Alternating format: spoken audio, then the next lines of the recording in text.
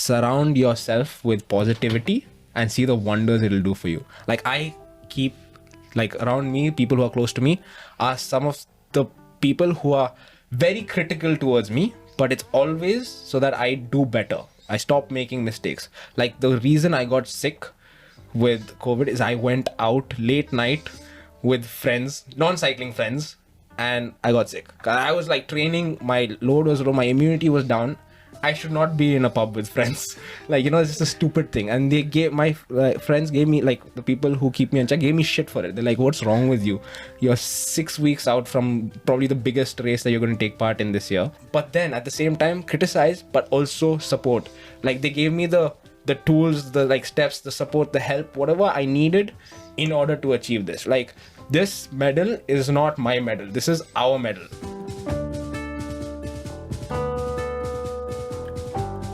I am Baiki Venki and this is the Working Athlete Podcast. Here I talk to working athletes from all walks of life and experts from various sports to provide you with inspiration, training tips, time management and lifestyle advice. If this is something that interests you, please make sure you subscribe to the channel so that you don't miss any future episodes. Today's guest, Joel Sundaram, started cycling just about 2 years ago. He is now one of the fastest cyclists in India. If the results at the recently concluded National Games in Gujarat is anything to go by, he is probably the third fastest cyclist in the country and is fast improving. His first episode on the podcast, episode number 60, is one of the most watched and listened episodes on this podcast. There we covered his transformational journey from being an overweight college kid who was addicted to video games to riding into the top 10 at his very first cycling nationals in less than a year. If you haven't heard that episode yet, I would highly recommend that you listen to that as well. In this episode, we talk about the last 10 months of progression since the last time we spoke. We talked extensively about how getting a coach helped his cycling progression and his learnings from going to the Asian Championships, as well as his medal winning performance at the National Games, where he finished third in the individual time trial. He also shared the details of the road race at the National Games, where his teammate Sreenath Lakshmikant won his first medal as well. It is always great fun talking to Joel and hear him share the racing stories. I hope you would enjoy this as much as I did. With that, let us get into my conversation with Joel Sundaram. Welcome to the Working Athlete Podcast, Joel. Thank you, Venki. Good to be back. Yes, good to be back with you. Yeah. I wanted to use this opportunity to talk about, first of all, congratulations Thank you. on your first medal. Yeah, feels good. Yeah, definitely feels good. So I want to use this opportunity to talk about that experience, the National Games, the bronze medal at the National Games, the first ever medal for you at that level, right? And also from whatever has transpired from the last time we spoke on the podcast. So let us start by talking about that when we talked last time, you were, until then you were on your own, Correct, right? And you were just you were talking to, you were looking for coaches. Correct. And you were talking to them. So from then on to now, right? How many months has it been? 10 months since I've been coached. So you started coaching, you started working with a coach for the last 10 months. Correct. So what are the key learnings from that period to now, you would think? The biggest difference, like, when having a coach is not having to worry about what workout is next. Like I remember last time we spoke, I was telling you about a really twisted way of how I was getting workouts. Like Garmin base workout, then take that, put it in Training Peaks, edit the workout, then put it back on Garmin, and it was like really messed up. And then thinking, oh, maybe this workout is not right, maybe this workout doesn't suit this day. There's a little bit of you doubt the pattern, because first of all, I'm setting it for myself. I have the ability to say, oh, I'll do this tomorrow, or I'll do it day after. Yeah, but now when you have a coach, he's got this timeline that he wants you to follow, right? And you've got to stick to it in order to achieve what he set out for you to achieve. So that I find is like the biggest advantage of having a coach. And then secondly, it's someone who has been in the sport, in the industry for way longer than you have. The amount of knowledge that he or she has collected over their time in the industry is like, you can't even compare it to my 1 year of YouTube and Google. Like, that's my experience. Like, that knowledge that they're able to give you, like, it's like a lifetime's worth of knowledge, which is which is why you pay a premium for coaches. And finding the right coach really helps up your level. Like, there's only so much you can do on your own, like I said last time.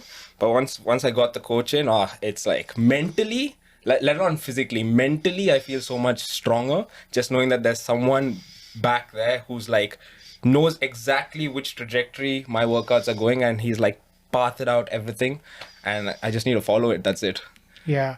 So there are a couple of threads there, right? Yeah. The decision fatigue, Correct.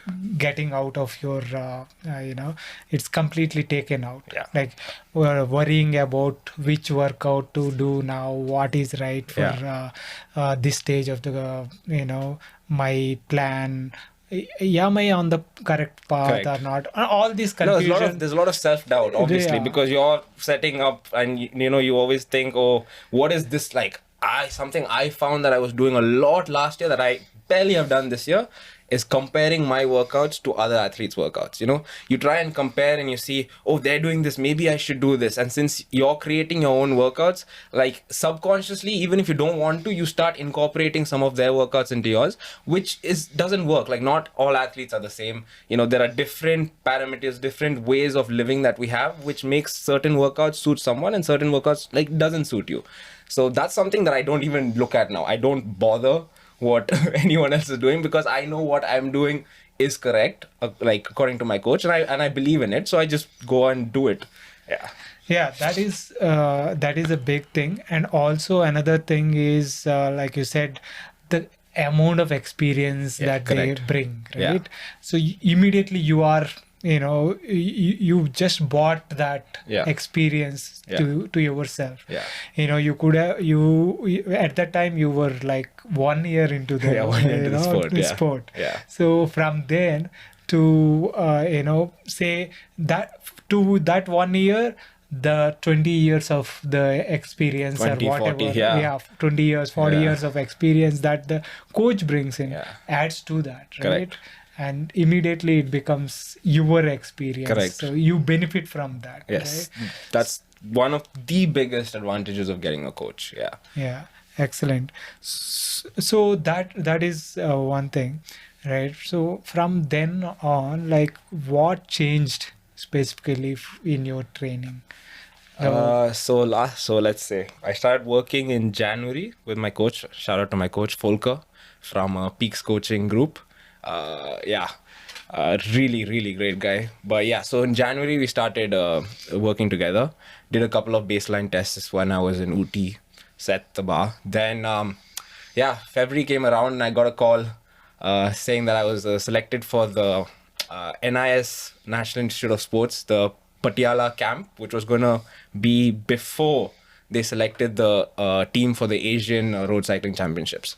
So, okay, pack up everything, head over to Patiala, which I'm 1 month into a new coach, and I'm telling him, hey, I'm going to this. I don't know what's going to happen. They're going to give me some random workouts. So he said, don't worry, we'll figure it out. Just go. So went there. And I spoke to the coaches there, immediately. And I said, hey, I'm working with someone. I'm paying this guy quite a bit of money. I'd like to do some of his workouts. That was the first thing I said. And they were like, what's wrong with you, kind of a thing. But then over time, they sort of understood that, okay, this guy is actually paying that person. And at first it was like online coaching, like making fun of me. Oh, online coaching. But I like just sticking with it. So we'd all like head out together, but I'd do my own workouts and then we'd all come back together. So that was an interesting experience, having to battle a very modern, up-to-date coaching program versus something that It's isn't more traditional, more like, which is like, that which something they have been doing for like, years. and all. there's two sides to it. Like, where we have this privilege of being able to afford power meters, people who have years of training at like the highest level and, being coached by some of the greats.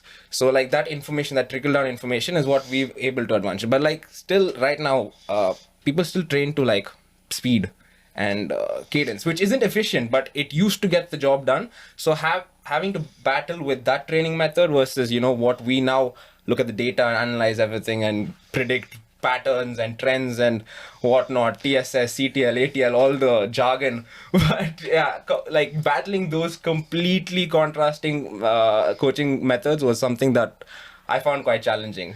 Yeah. No, that is interesting point you made about the affordability makes a huge, it plays a huge role in the methods that they are employing, right? Yeah. So if you are not able to, a lot of them, they don't have power meters. For sure. So I mean, before NJ was here, they didn't even know what power meters were, right? And we see in the last 4-5 years a lot more. Almost anyone who cycles, like here, at least in South India, I know has a power meter. Yeah. So but traditionally there is no concept of power meter and training to power zones and all that, and it is something to do with the affordability as well. 100%. Right? Cycling is one of the hardest sports in terms of like cost to get into. Like say football, you need a football. Basketball, you need a basketball. Right. Cycling, you need pedals, kit, cleats. The handlebar won't fit you, change the handlebar. Seat is not fitting, bum is hurting, change the seat. There is so many different variables to cycling. Like the power meter I use right now cost more than my first road bike. Brand new. And I got this first road bike not 5 years ago, 2 years ago. So it's like, you have to look at the perspective of like, it's not the most easily accessible sport if you want to be competitive as a reasonable level. So like, so people still stick to the more traditional ways of coaching up there, which is like speed and cadence. But we're seeing this trend that now like what I noticed from the guys up there is most of them have power meters on their bike. They have it. They have it there, but they just have no idea what the number means. Like once, I think in the next 5 years, 6 years, maybe that knowledge starts being implemented into the coaching that they're following. And if that happens, man, the jump in performance is going to be insane because they're able to achieve so much by just looking at 50. 50. You have to go 50, 120 cadence. That is like the biggest thing there. Like you have to go at 50. You have to go at 50. And it doesn't matter if the road's going up or going down, 50. That's how you train to. You go at 50. And if they implement power and like start leveraging the vast amount of information there is there, things are going to take off very quickly. But only time will tell. So you were able to, during the camp, you were able to do your own plan. Yeah, sort of. More or less. More or less, yeah. With the consent of the coaches there and stuff. And that kind of led you to Asian Championships, is it? Yeah, so we had... at the start of March this year, we had the selection trials for what would be the team to represent India at the Asian Road Cycling Championships. It was going to be a TT on the same course as last year's Nash, like same road, similar conditions in Pehova, Haryana. And so we loaded our bikes on a truck from NIS, and it was supposed to be sort of semi-closed, semi-open trials. So people who were deserving a shot, like if you placed in the top 10 or something at Nats, you could try out for, to potentially be selected for the team. So there was a handful of really strong riders there. Some under 23 guys as well. But yeah, I was battling a bit of a weird stomach bug. I mean, it might have been multiple things. Change in food. I have never lived with someone that I've never met like before. I've always lived with my family or with friends or like people I grew up with. Like I was thrown into an environment for 2 months where I knew nobody and Right. nobody spoke English. So my Hindi got better. That was one thing. But yeah, nobody spoke English and it was just it was very stressful, but I'm very glad that I did it. Right. Like I've made some good friends with people there, like people who call me still weekly or I call them and we just chat and talk. It's nice, but yeah, dealing with that stress, then the change in food. The food was very good, but something in my stomach did not agree with the food. And then just the environment and everything that came with it. Yeah, I wasn't in the best shape, but then the trials happened and I came fourth. So it was supposed to be the top 6 get selected. It was an ITT, which was sadly not towards like people who were sprinters or stuff like that. So they couldn't really have a chance. But yeah, so I came fourth in that. So yeah, I technically got selected for the team. And the event that they wanted me to take part in was the team time trial, which was going to be a 42-kilometer race, and which has 6 people start, 4 people finish, on which is like the standard. So yeah, we started training together. Arvind came to the camp and we were doing our TTT training on the road, and around that time I was in the hunt for a bike. Yeah, so up till that point I was using a Leander's felt.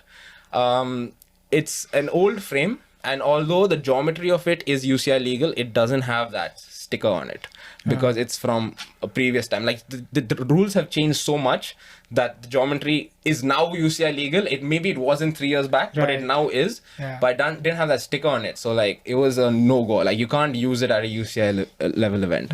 So I was in the hunt for a new bike, and having to do that while do training was a bit like hard. So I was skipping out on a few training sessions. Once I did get the bike, I had to go to Chandigarh to get it set up and everything. And then, yeah, so still I was like, okay, I'll use this as a taper. Right. Just do one hard workout every couple of days and I should be fine.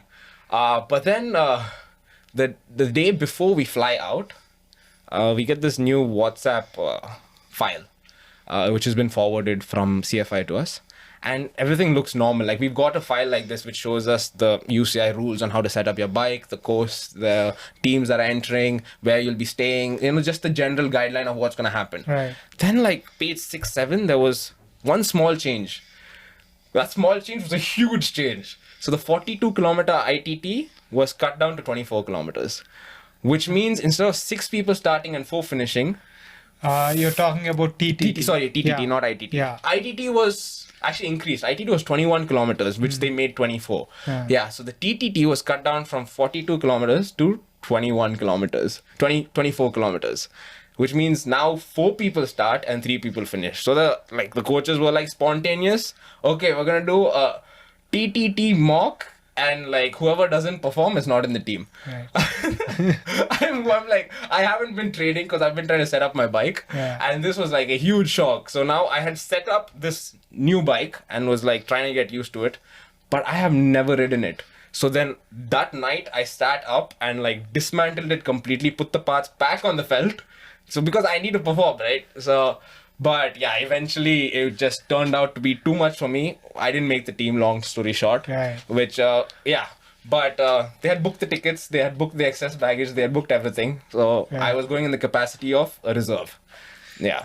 Yeah, you went there as a reserve, but and you ended up, there as a support to the rest of the team, which is great. I think in terms of what the soaking in the environment, the experience, what goes in at that level, Asian level, what is the competition like, and all that. You got to see that, right? I mean, as sick as the story would have been, 1 year of competitive cycling and I've already like riding. No, I mean, it's disappointing when you're told you've made the team, you're preparing, and then you're told you're not in the team. It was very disappointing. But then after going there and seeing like what the level of competition was, I realized that I made a post about this on my Instagram. Being able to go reasonably fast in a straight line does not translate into cornering in the skis, dealing with wet patches of road, getting guttered with 40 kilometer an hour crosswinds. Right. Like, these are skills that you need to learn. Just being able to go out, make a U-turn after 8 kilometers, come back and do that 3 times isn't going to make you fast in those conditions. But it was a good, like, you know, eye-opening experience to see what competing at the highest level takes. Like, the guy who won the ITT, it's a 22-year-old Kazaki guy, just became world champion at the under 23 road race. Wow. Yeah. So, I mean, we have world champions taking part there. So, 1 year of cycling was not my place to be. But I'm glad I did it. I'm glad I was able to see from a third party point of view all the mistakes that were made, all the things that could be done better. You know, there's a lot of inefficiency in the way we do things, but like, being able to witness it without it directly affecting me was good. Like, it's a good learning experience, and I'm taking that as it was. Definitely a great learning experience, I could imagine. And you know, maybe it was a blessing in disguise for you 100%. Because it is easy for you to be there and look at all that and get that negatively impact as well, like, right? The position I was in is a very unique position. I don't think anyone has gone and not ridden. Yeah, you know, so like I got the chance to like support the boys for their TTT. I supported NJ for his ITT. But yeah, I saw the mistakes they made as well. And like, the biggest takeaway I have from that is, if you're going to be serious about time trialing, set up your bike in a UCI legal position at least 10 months prior. Don't be cutting your skis the day before your event. Don't be adding spacers the day before your event. Obviously, don't be moving your saddle the day before your event. Like, these are things, all these things I saw happen. Like, just because, I don't know why it's not drilled in that a UCI legal position is required. Maybe because like the last few nationals, the way that they check the position hasn't been, you know, very strict. But like, I made it a point that I was gonna get my position all measured up and make sure I was comfortable in that position. It'll be 100% uncomfortable at start, but like, you do it over time and you get comfortable. Like, these guys were moving their saddles 10 millimeters back and like raising their skis by like 2 centimeters. Big changes. Huge changes. Like 2-3 millimeters in your shrug makes a huge difference. They're moving it centimeters. How you expect to put out power when you're doing this? Like, you can't. It's impossible. Which paid off when at National Games, my bike check took 5 seconds. I went there, I told the guy, the commissaire, my height. I told him how far back my saddle was from the center of the bottom bracket and what the tip of the skis to my center of the bottom bracket was. He just put it against the little jig thing that they made, and he was like, he just put the ruler. He's like, okay, go. That's it. Whereas people with spanners and like Allen keys raising, lowering, moving back, moving forward, doing that when you are about to go in 5 minutes, it's like, whether you like it or not, it's going to mess with your head. Definitely. So that was the biggest thing I learned from that. Like, just watching the guys cutting their skis is funny, but sad at the same time. Yeah. That is, you learn a lot of things. You learn the way the persons like the world champion, you see them up close and see the preparations that kind of they do before and all that. So what like one of the biggest differences I saw is how little the athletes have to do before getting on the bike. Like, for example, the Kazakistan team is the Astana Pro team. Like, they had their pro mechanics, they had hired 2 vehicles. Like, they actually drove a vehicle from Kazakhstan to Tajikistan and they just had everything set up. So while we were all individually working on our bikes in our little room, there were 2 Kazaki mechanics who, like, within an hour assembled 16 bikes. Wow. 16 identical bikes. And just watching them, he like like, so basically the washing station was just outside where our thing was set up. So he would just bring one bike at a time, sit, wash it, set it up, go. Bring the next one, wash it, set it up, go. Like, it was just so, I don't know how to explain it. So drilled down, he knew exactly what he had to do, and I'm sure he had the measurements for each individual athlete and matched that all up. Like, and these guys, like, the next morning just came, opened the door, oh, that's my bike, took their bike, and just rode. Whereas we're there sitting, assembling, oh shit, Allen key's missing, oh, find this. Forgot to bring Torx key. NJ, do you have Torx? We're sitting and doing that. Whereas, you know, it's like these small things add up. Like, having to worry about your bike and setting it up means that's less time that you're off your feet. You know, you're not sitting and relaxing, you're not getting a massage, you're not foam rolling. You're crouching and working on your bike. So those are like small differences which eventually affect your performance whether you like it or not. So yeah, it's interesting to see how people approach things. Definitely. So you came back from that experience, and then you know, from there to now, the was there a national games in nationals in between? No. So that was like the last big event. So that was in March. So then we came back, and I've had a horrible year when it comes to, like, I hit a good new level of fitness and then just plummets after that. So I hit a very good level of fitness whilst in Tajikistan. Like, I hit my best 10-minute power, my best 15-minute power, my best 5-minute power, all in the day before we left, and then it fell. Two reasons why. Number one, a lot of travel and everything. Ended up falling sick. Little sick, but not too bad. Second reason was, so Tajikistan is to the west of India, right? And to the east is countries like Dubai, India, Japan, China, Pakistan, Bangladesh. Everybody's to the east, okay? So when we flew out, everybody took the same exact flight. That's 150 athletes with, let's say, 2 bikes each. And Dubai had 3 teams, so 2-3 bikes each. Yeah, it wasn't fitting on the flight. So our bikes never made the flight.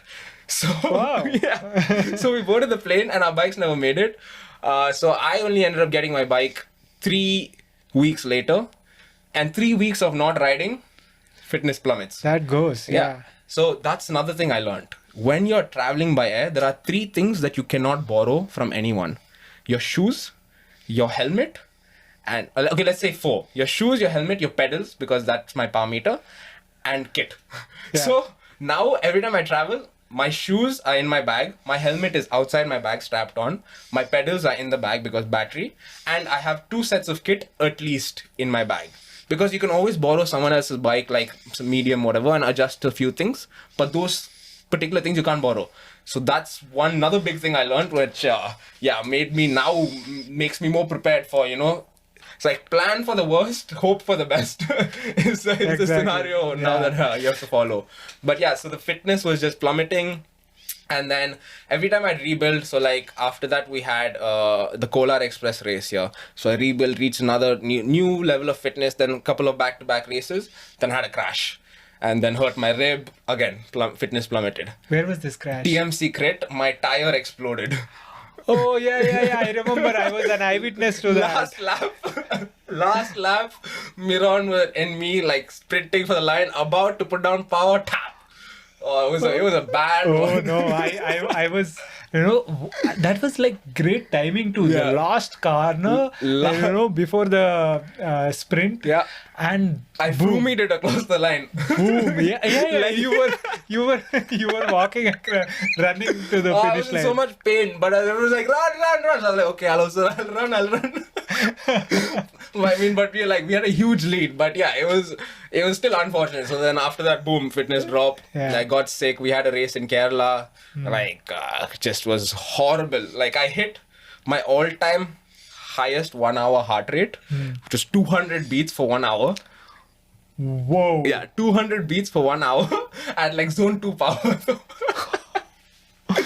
Oh my God. Yeah, so that Kerala race, it was very humid and everything, but I knew I was sick. I just wanted to like ride and see, like help the guy Sreenath, Ben, Shaurya, who we all went down for that race. But yeah, 200 beats for 1 hour. That is my... Crazy. I've got a very high heart rate threshold.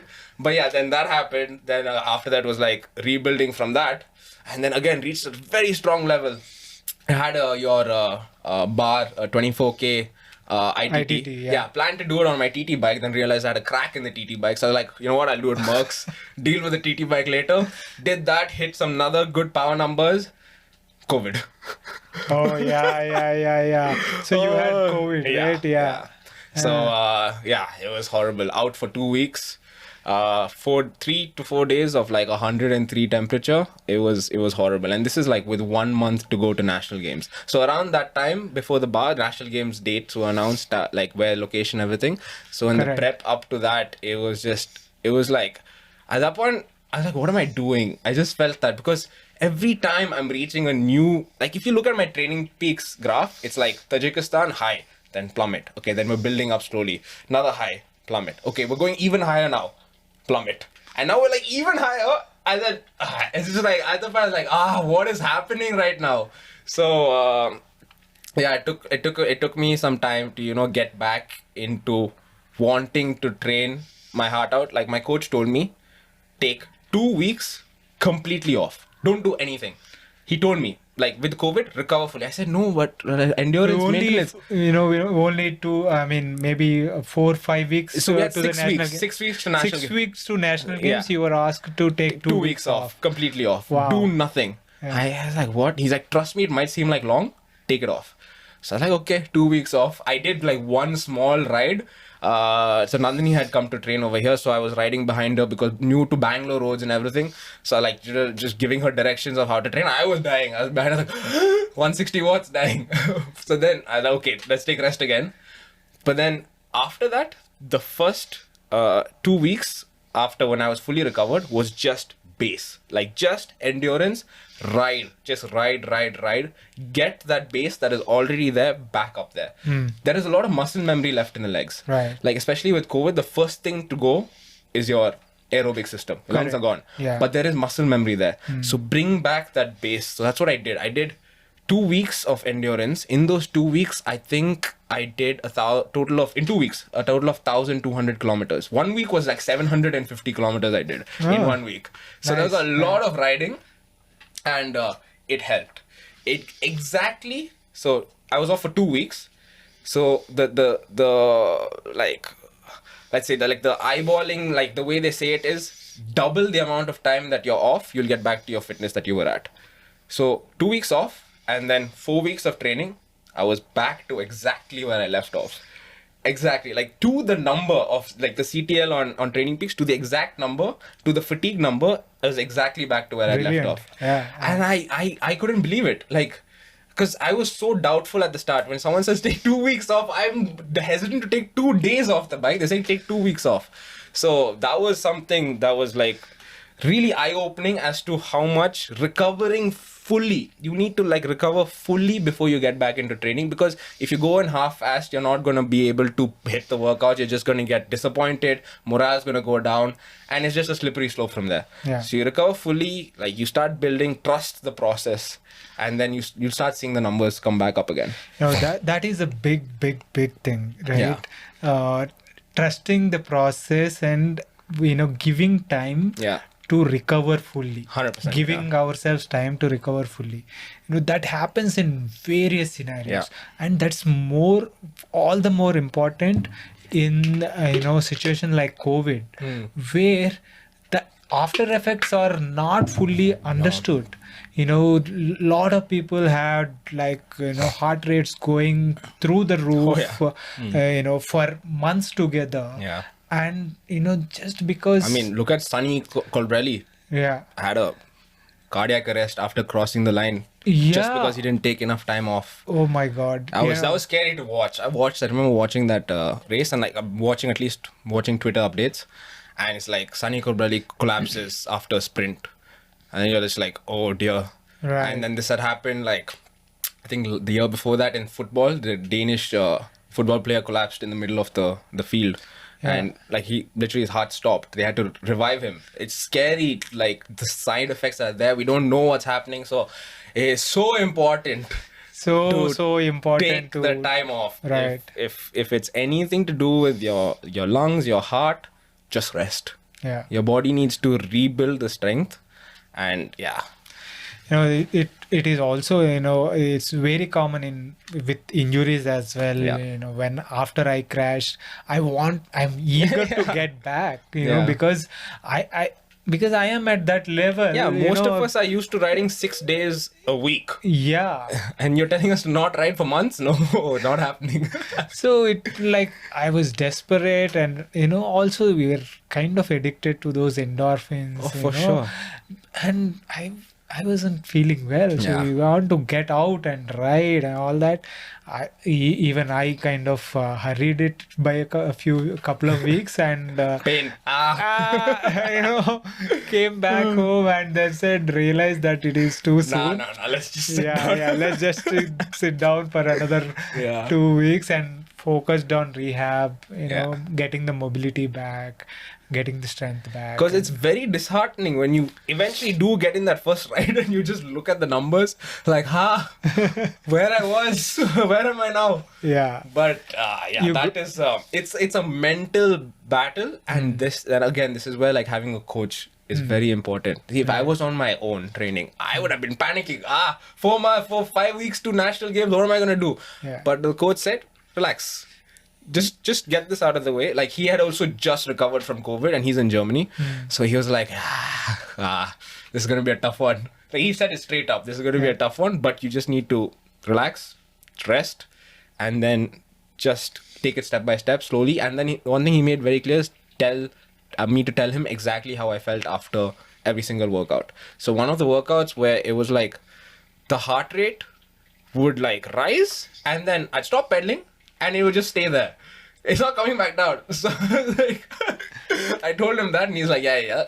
Immediately stop, relax, like, recover fully. And like, even if you don't complete the workout, it's fine. Just don't overstrain yourself. Like, it's a very, very, it's like there's a very fine line between getting in a good workout and pushing yourself so hard too early. And again, the consequences from that, we have no idea what they are. Right. Definitely. So you took with 6 weeks to go, you took a couple of weeks off, and then you did a couple of weeks of base, like 1200 kilometers. Even like stuff. before, when I took off, right? So we've had like a couple of races. Like, we had the Kolar Express, then we've had the BBCH Classic 160k, and in all those races, every time you do it, you learn something new. And me, this is like something that I already knew. My fatigue resistance is horrible. Like, very, very bad. I'll be fine for an hour and a half, 2 hours. You push it past 2 hours, I start suffering a little bit. And that was something I wanted to build on. And we're not used to riding those longer distances. Like, if you look at the World Championships road race distance, it's 200 kilometers plus. Oh my God, yeah. And it's a race. Like, and you look at the like stage races in the Tour de France or wherever, Tour of Britain, it's like 161. Like, these are singular days. Next day they're doing the same thing. And for us, like, we don't even do that once a month. So the thing we made, Shaurya and I made it a thing to do at least a 160 plus kilometer ride every week. Every week. And that came in very handy. Like, the first time we did it, we stopped like 3 times. At every single shell we saw, we stopped, ate, drank, everything. Second time we did it, we stopped twice. Once to fill water, once to get snacks. Right. Third time we did it really fast on the way out, stopped, and then came back. So this was something we learned quickly, and this was when the winds in Bangalore were also like sideways. If you're going on the airport road, full cross, 25 to 30 kilometers cross. Then we learned, okay, let's learn how to ride in a crosswind. So we weren't riding behind each other. So if I was in the front, Shaurya was riding at where my elbow was. And he was doing 150 watts less than I was. Right, so that makes a huge difference. Huge difference. Knowing exactly where to position yourself in certain winds, which is like another one thing that I saw happen in Asia. It's like the Kazaki guy. If there's a median here, the Kazaki guy was riding here, and the winds were coming like this. Right. Nobody is getting any draft. Everyone's doing exactly the same effort here. You go 1 centimeter to your left, your pedal is hitting the curb. Right. Right. So these are skills you have to learn, you need to practice. So fatigue resistance built up on that. Getting the endurance, the mileage up, built up on that. Learning how to ride in crosswinds, built on that. These are all like small skills that I knew I did not have, which we made it a point to learn. Right. Getting the position UCI legal that I was doing on the trainer. Right. Like just making sure, and there's so much that goes into it. Yeah. Like some days I'd be like this. Yeah. Completely stiff, can't move your head this way or that way. But these are things you have to do in order to perform at a good level. So, yeah, so we were working on that. And then, like you said, coming back to after COVID, it was like a couple of weeks, I think it was 1.5 weeks of hard, short TT work. And at this point, my TT bike still had a crack in it. So it's like 2 weeks out from the National Games. The handlebar, yeah. So there's like a hole for where the Di2 cable comes out. And I think there was like a stress fracture that just happened on that. And I had been hunting for like a bar. So the way the bar is, you can't just change the bar unless it's the like for like identical one, because the way the cockpit is set up. So if I didn't find that Merida bar, I have to change the entire cockpit. And to get something that's half decent, I'm spending close to $1 lakh. Yeah, man, ridiculously expensive, these cockpits and stuff. Yeah. It's like I started crying thinking about it.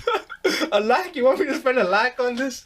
But then I was hunting for this Merida bar. I DM'd as many people as I knew who had the exact same bike as me, and wanted to ask where, how, and then some people helped. They gave me options, but nobody was able to get that identical bar. And I've spent 10 months perfecting my position on this cockpit. Now, 2 weeks out or even 2 months out, I don't want to change that. So I did something which a lot of people recommended that I do not do. I did my own carbon repair. How? So there's this website which is called carboncomposites.in or something. You buy, they give you a 3x3 sheet of 3 foot by 3 foot sheet of carbon weave, and they give you the hardener and they give you the epoxy and an instruction manual on how to do it. They give you the gloves, they give you the cups, they give you the mixing thing, they give you the ratios, everything. Just follow the instructions and do it right. I watched hours of videos before this.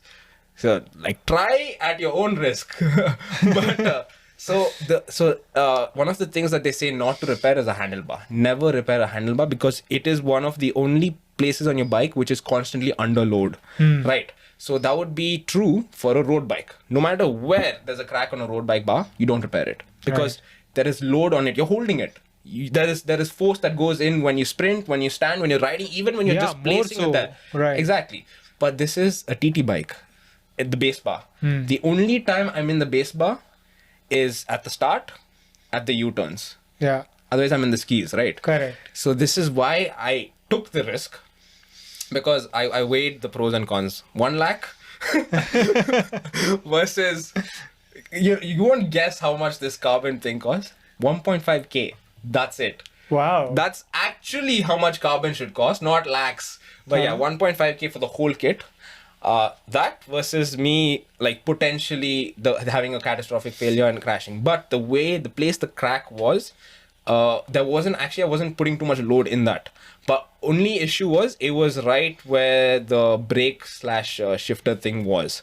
So what I did was got it, everything, did my research, watched like 5 to 6 videos, each 20-30 minutes long, on how exactly different methods of doing it and so on and so forth, and just follow the instructions. And all So you sand it down, put a layer of epoxy plus hardener, wait an hour, then you start layering carbon weaves. So you cut them out 3 inches by however much you want, and then you layer epoxy hardener, layer epoxy hardener, layer epoxy hardener, then wrap it up super tight and leave it for 1 day. Yeah. And then I took it off. And it was done. It was like I pushed, pulled, slapped, hit. It did not budge. It did not budge at all. Cool. So then like just sort of like lightly finished it off, because again, I'm putting like grip tape underneath. It doesn't have to look pretty. It just has to hold me for the total 15 seconds that I'll be holding it. 15 seconds. Just used to work for 15 seconds. Yeah. And then it did.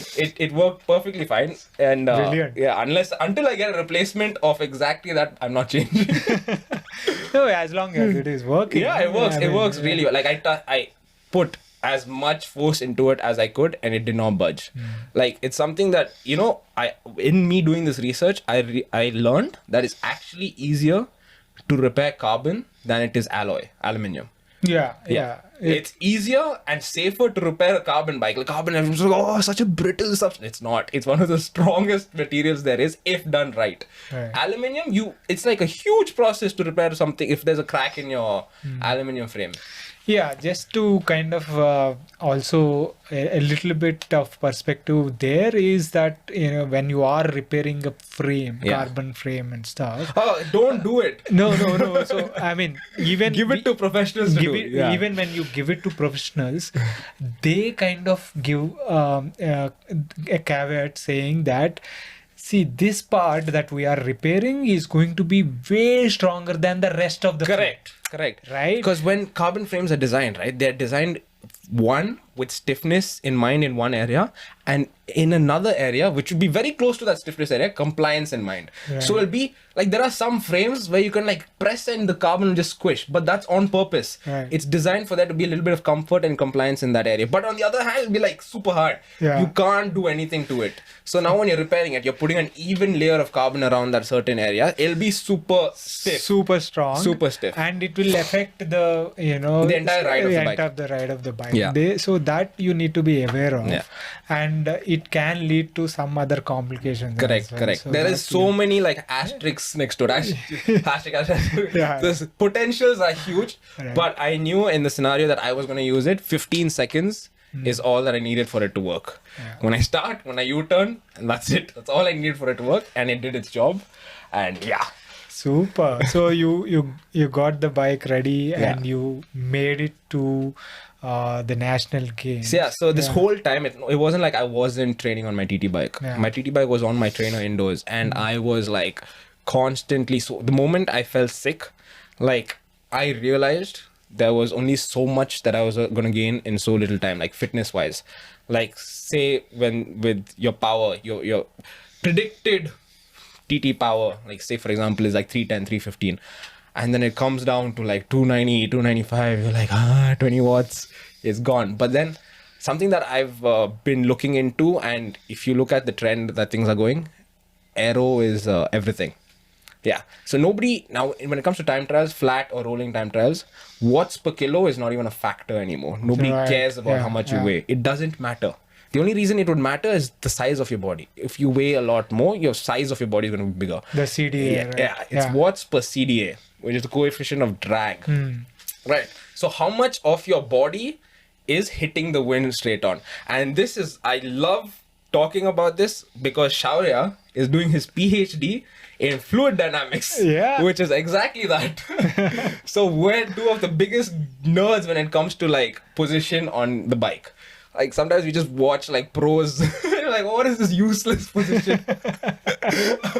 But yeah, so I made it a point to make sure that my position on the bike was like as good as I could get it. Like last year at Nats, I felt it was pretty decent. Like, best there was on the day at the course. Now I like made it a point to make it even better. So on the TT bike, what I would do was I brought my elbow pads in closer, which made my shoulders come in more. And then I dropped one of the spacers, so it went lower. But at the same time, I was working on my shrug. So you shrug up, you slot your head in this little slot that it creates, that your traps create, and then your helmet connects onto your back. Very, very well. It sits flush. So that was what I was working on. And the difference between a position that is relaxed and comfortable and head up, eating all the wind, versus something that's shrugged like that is upwards of 30-40 watts at like 50 kilometers an hour. Upwards. I'm just giving a very conservative estimation. At about 50 kilometers an hour, it's higher than that. Right. So this is 30-40 watts you don't have to put out, because you just need to get used to shrugging in that position, which is something that I made a point to do. So when the bike was on the trainer, I set the way up so like my laptop was at my eye level. So I'd either watch some race or some movie or something. Now, if I want to watch that movie, I have to shrug. Look up. There is no other way to watch that. Otherwise, I'm just going to be looking at my Garmin. I'm going to be like, Yeah. So I made it a point to shrug. Then off the bike work, you do planks. again, planks don't hold it normally. Elbows in, shrugging, and then relax. Shrugging and relax. You stretch these muscles here. You get so much more flexible here, so that when you do drop your head into that, if you look at it from a side point of view, like I'll send you a video of what it looks like. Like, imagine the air, how it flows. It hits your hands, then hits your helmet, flows over your helmet, connects to your back. So the fastest positions, you want the air to stick to your body as long as possible. Because the moment it detaches, it creates vortices behind you, right? So that's something that spent hours working on, hours. This is not like I just uploaded a reel today about like how much of work it went into getting my position right. And this is like without wind tunnels, without any testing. This is just by eyesight. Right. Yeah. Trial and error. Yeah. Basically, you see what works, what doesn't. And the fastest TT position is not comfortable on day one, right? So when people say comfort is king, it's not. It's you need to make what is uncomfortable comfortable. By working in that position. You need to like put in a lot of work. It's horrible on the neck, on the back, on the shoulders, and something that you don't realize, your triceps.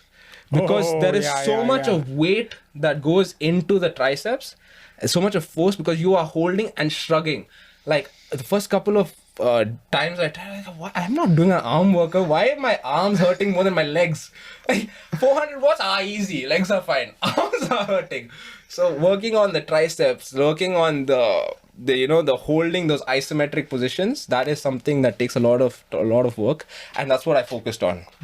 Okay, I can only put out 295 watts for an hour. Fine, I don't care.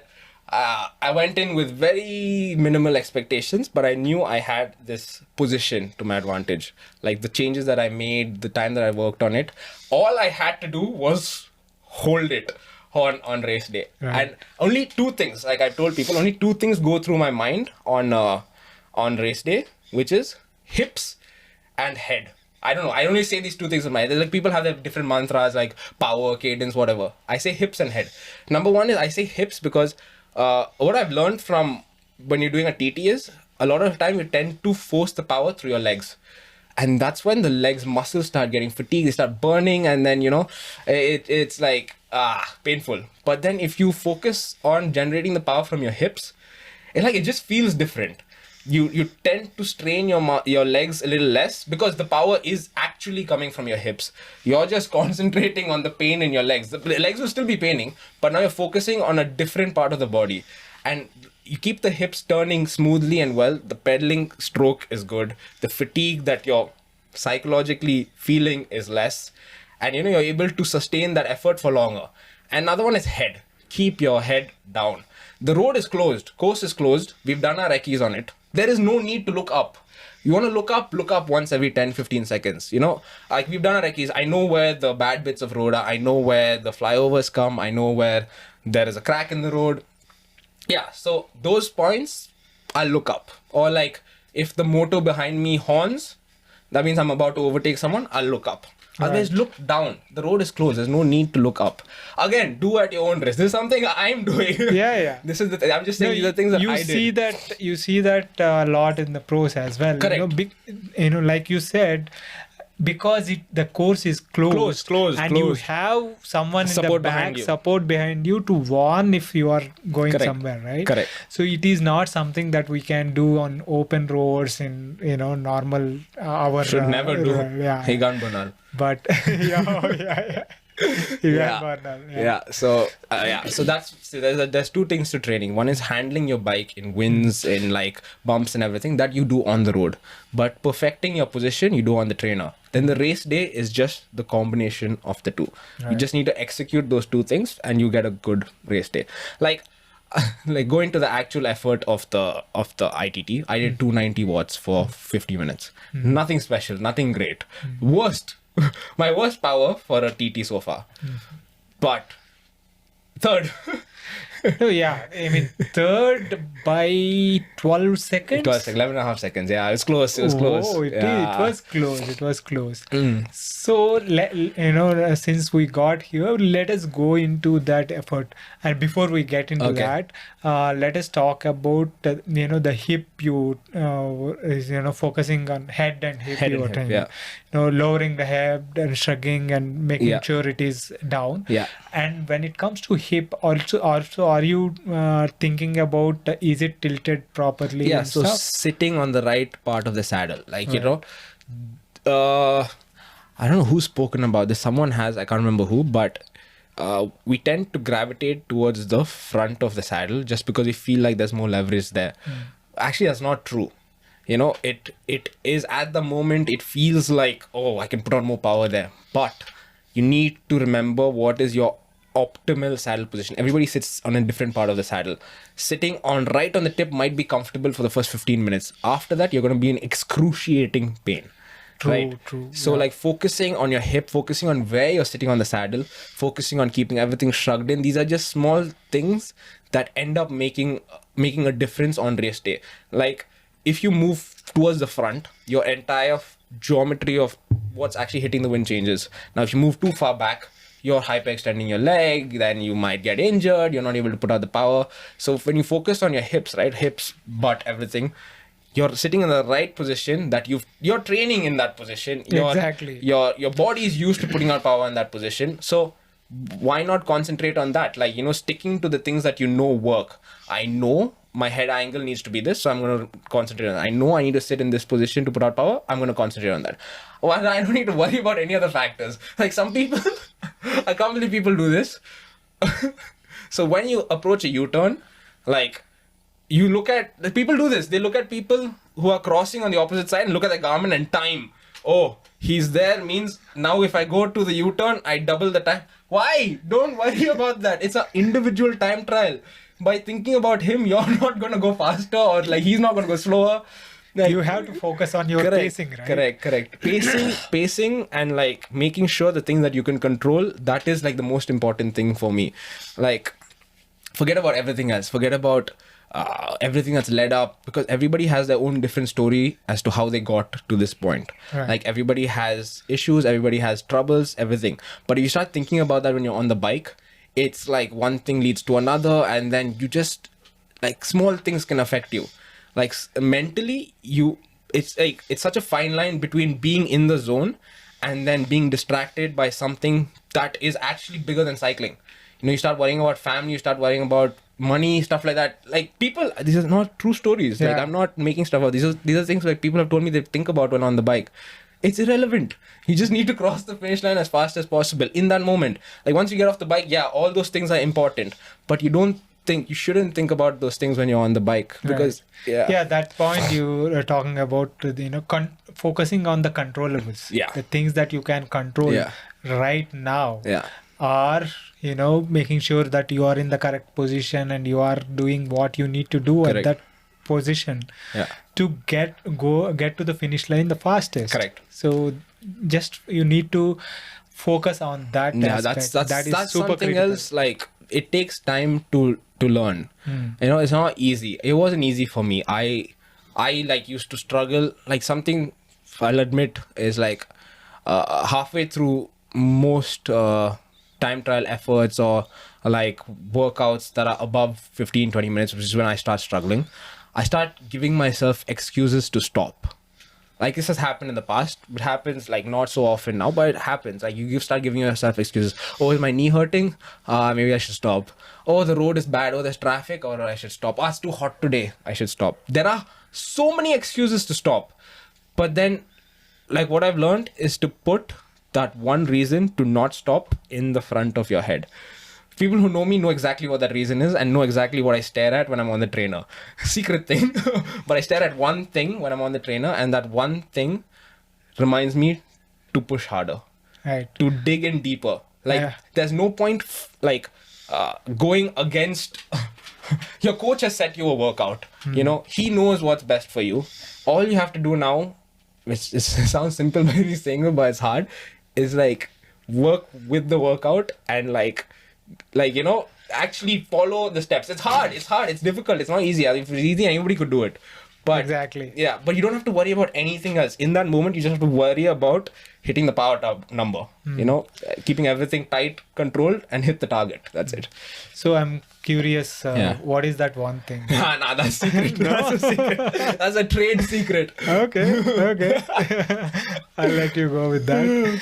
So now, you how did when I saw the results, I was like super happy with Thank you. the result, because I saw the names that that are familiar, that you Sri finished fifth in the ITT. Sixth, Sixth in the ITT. I should be fifth, but that will not go into that. Yeah, but and all these are quite close. Yeah. NJ was 1.5 minutes ahead of Arvind, and then 12 seconds, 12 seconds, 14 seconds, 14 seconds, 20 and seconds. 20 seconds. It's all like bunched up. So the top 7 apart from NJ was covered in 1 minute. Wow. See. 1 minute. Top 7 apart from NJ was all within, like, say, a minute and a half. Right. So it was close. It's like 1.5, and then 1.5 like for the next first to 7. And after that, the gaps just blow up. So actually I said this to 2 people, and these 2 people got very angry at me for saying it. I had such little expectations.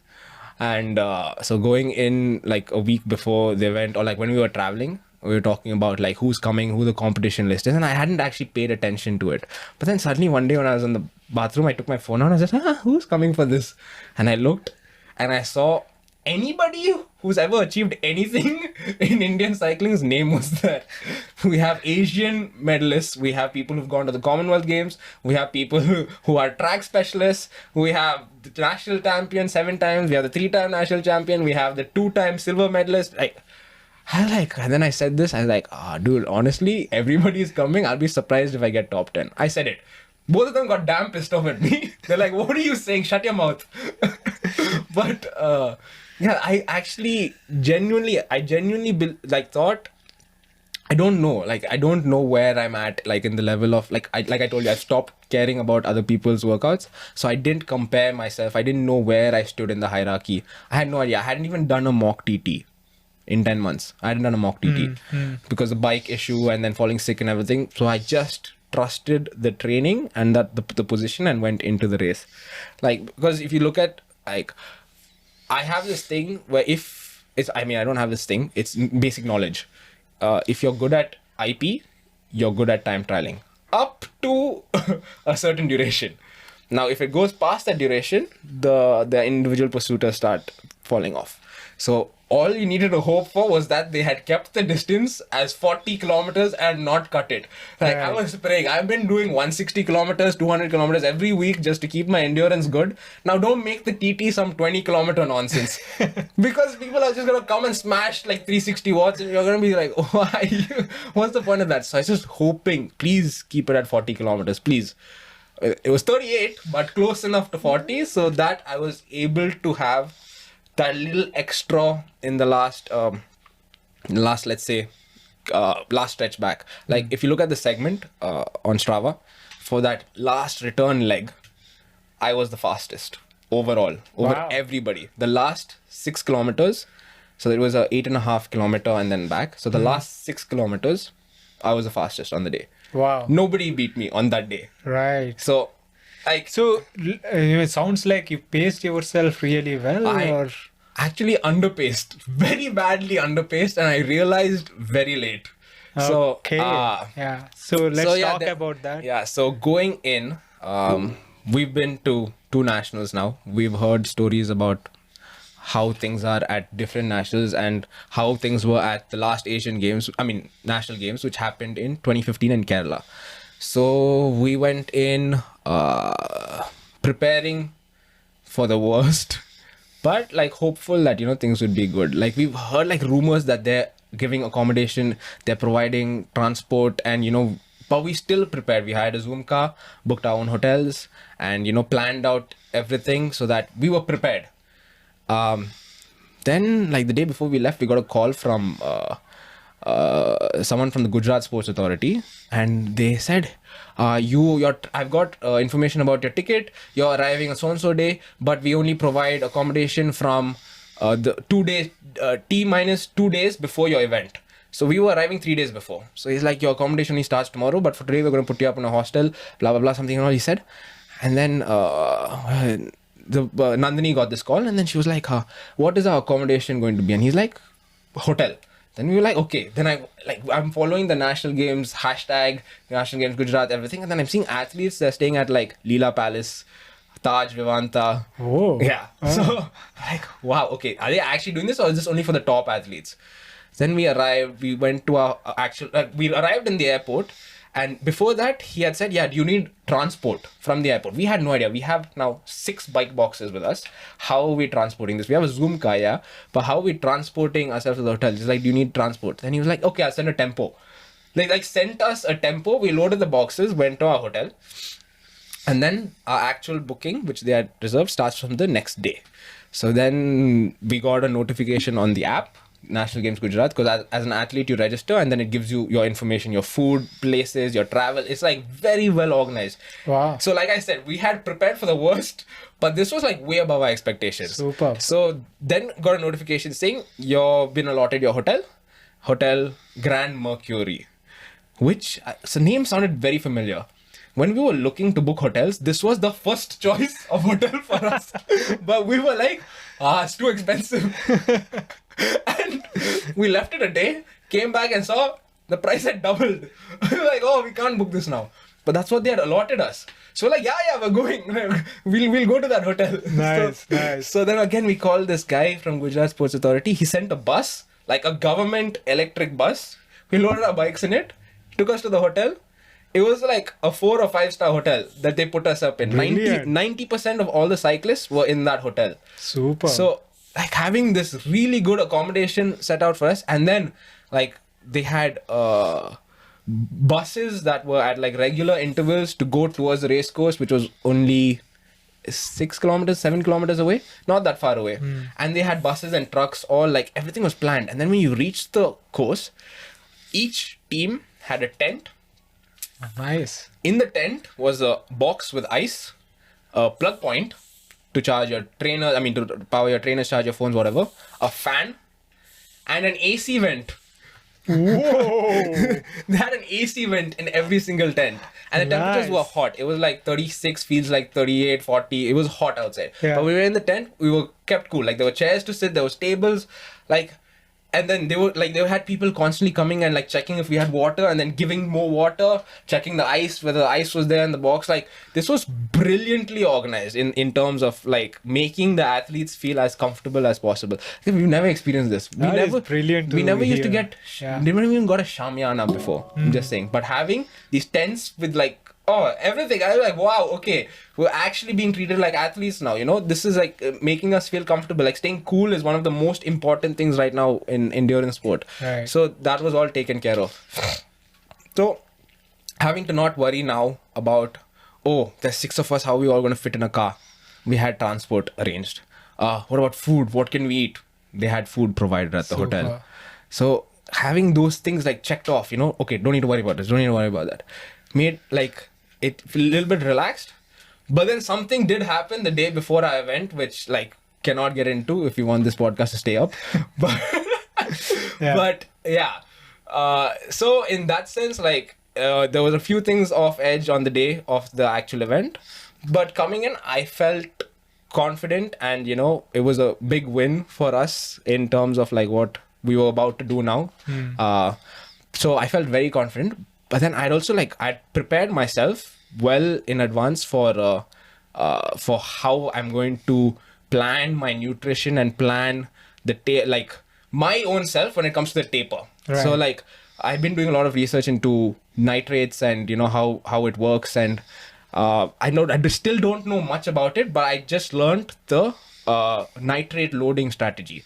So I bought the nitrates from beetroot extract, not juice, powder. Yeah, beetroot powder, which you can mix in whatever. Yeah. So you start loading 5 days before your event, And I've tried it before. I tried it a month before and saw how the effects were, whether it was good on my gut, because I have a sensitive gut.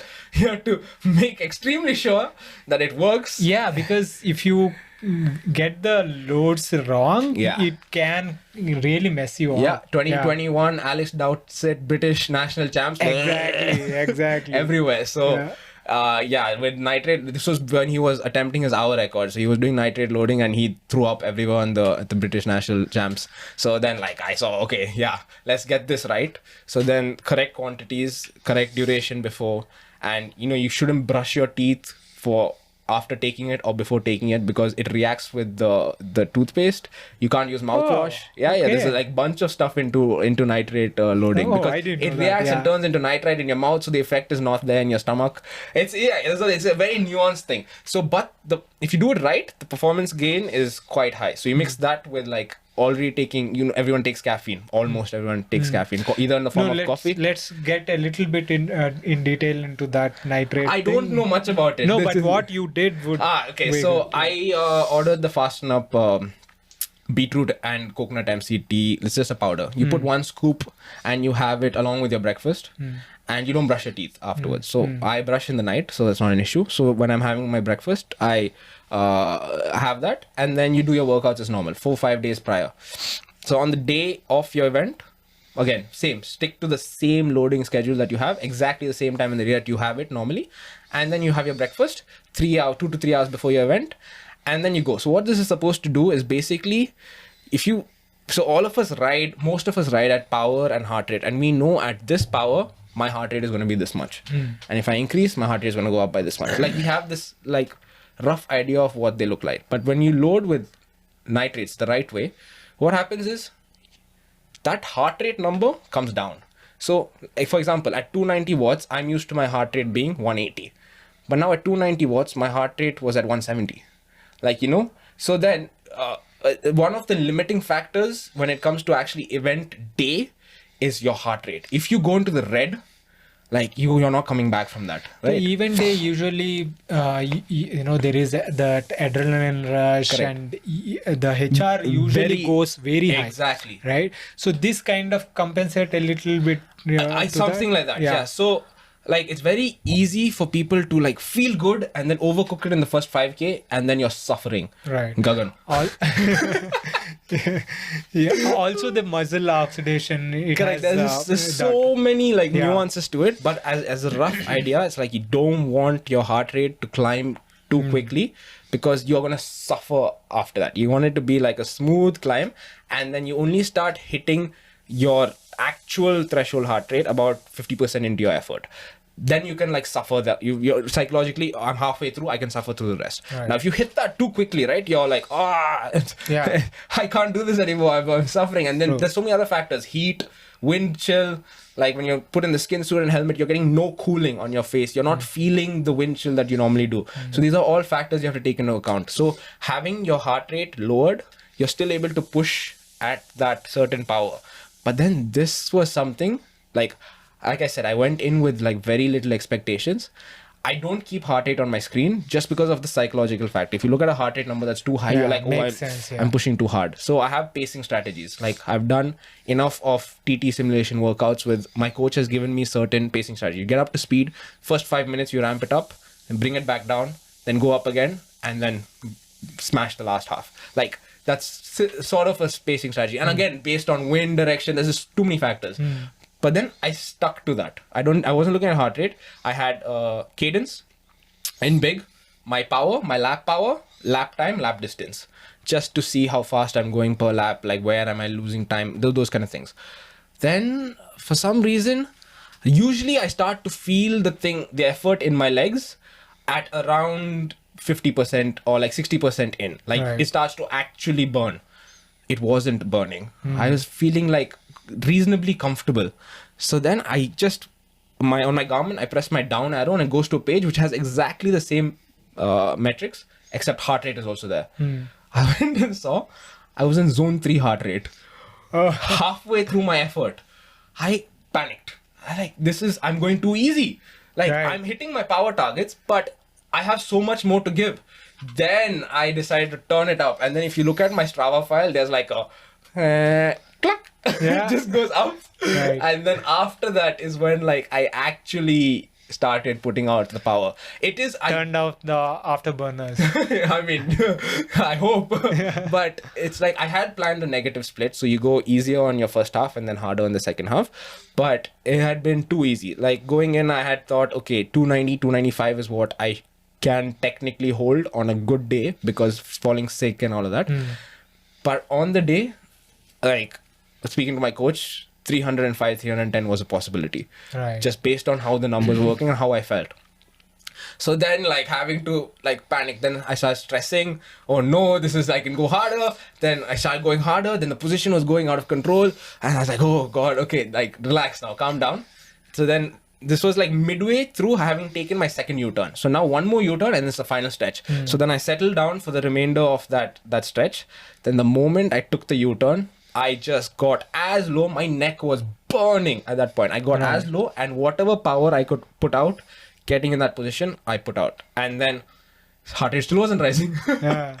And then I knew I'd written the course 3 times. So I knew what flyover was coming next, what the stretch is and how far it is to the finish line.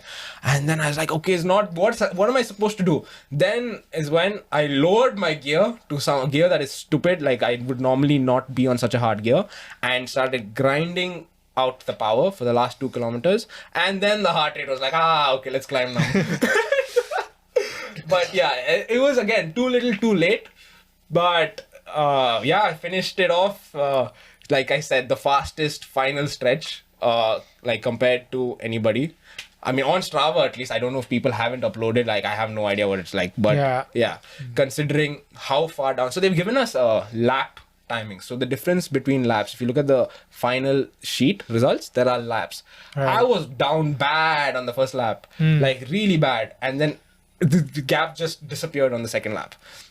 So that's some interesting feedback for me to like, you know, take back. With this nitrate loading and stuff, I can actually push a little harder than what I think I can push.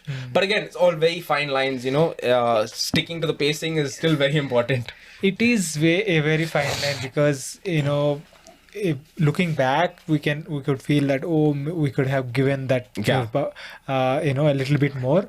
But you never really know, because a 5 watt more could have blown you up. Could have. Also, right? And also the position could have gone out. Yeah. And you know, at certain points, like you need to like, again, I panicked. I panicked and I went for what I thought I should do. But then again, it was into a headwind section. So I was like, I need to get my position back, because that's more important than me putting out 3-4 watts extra.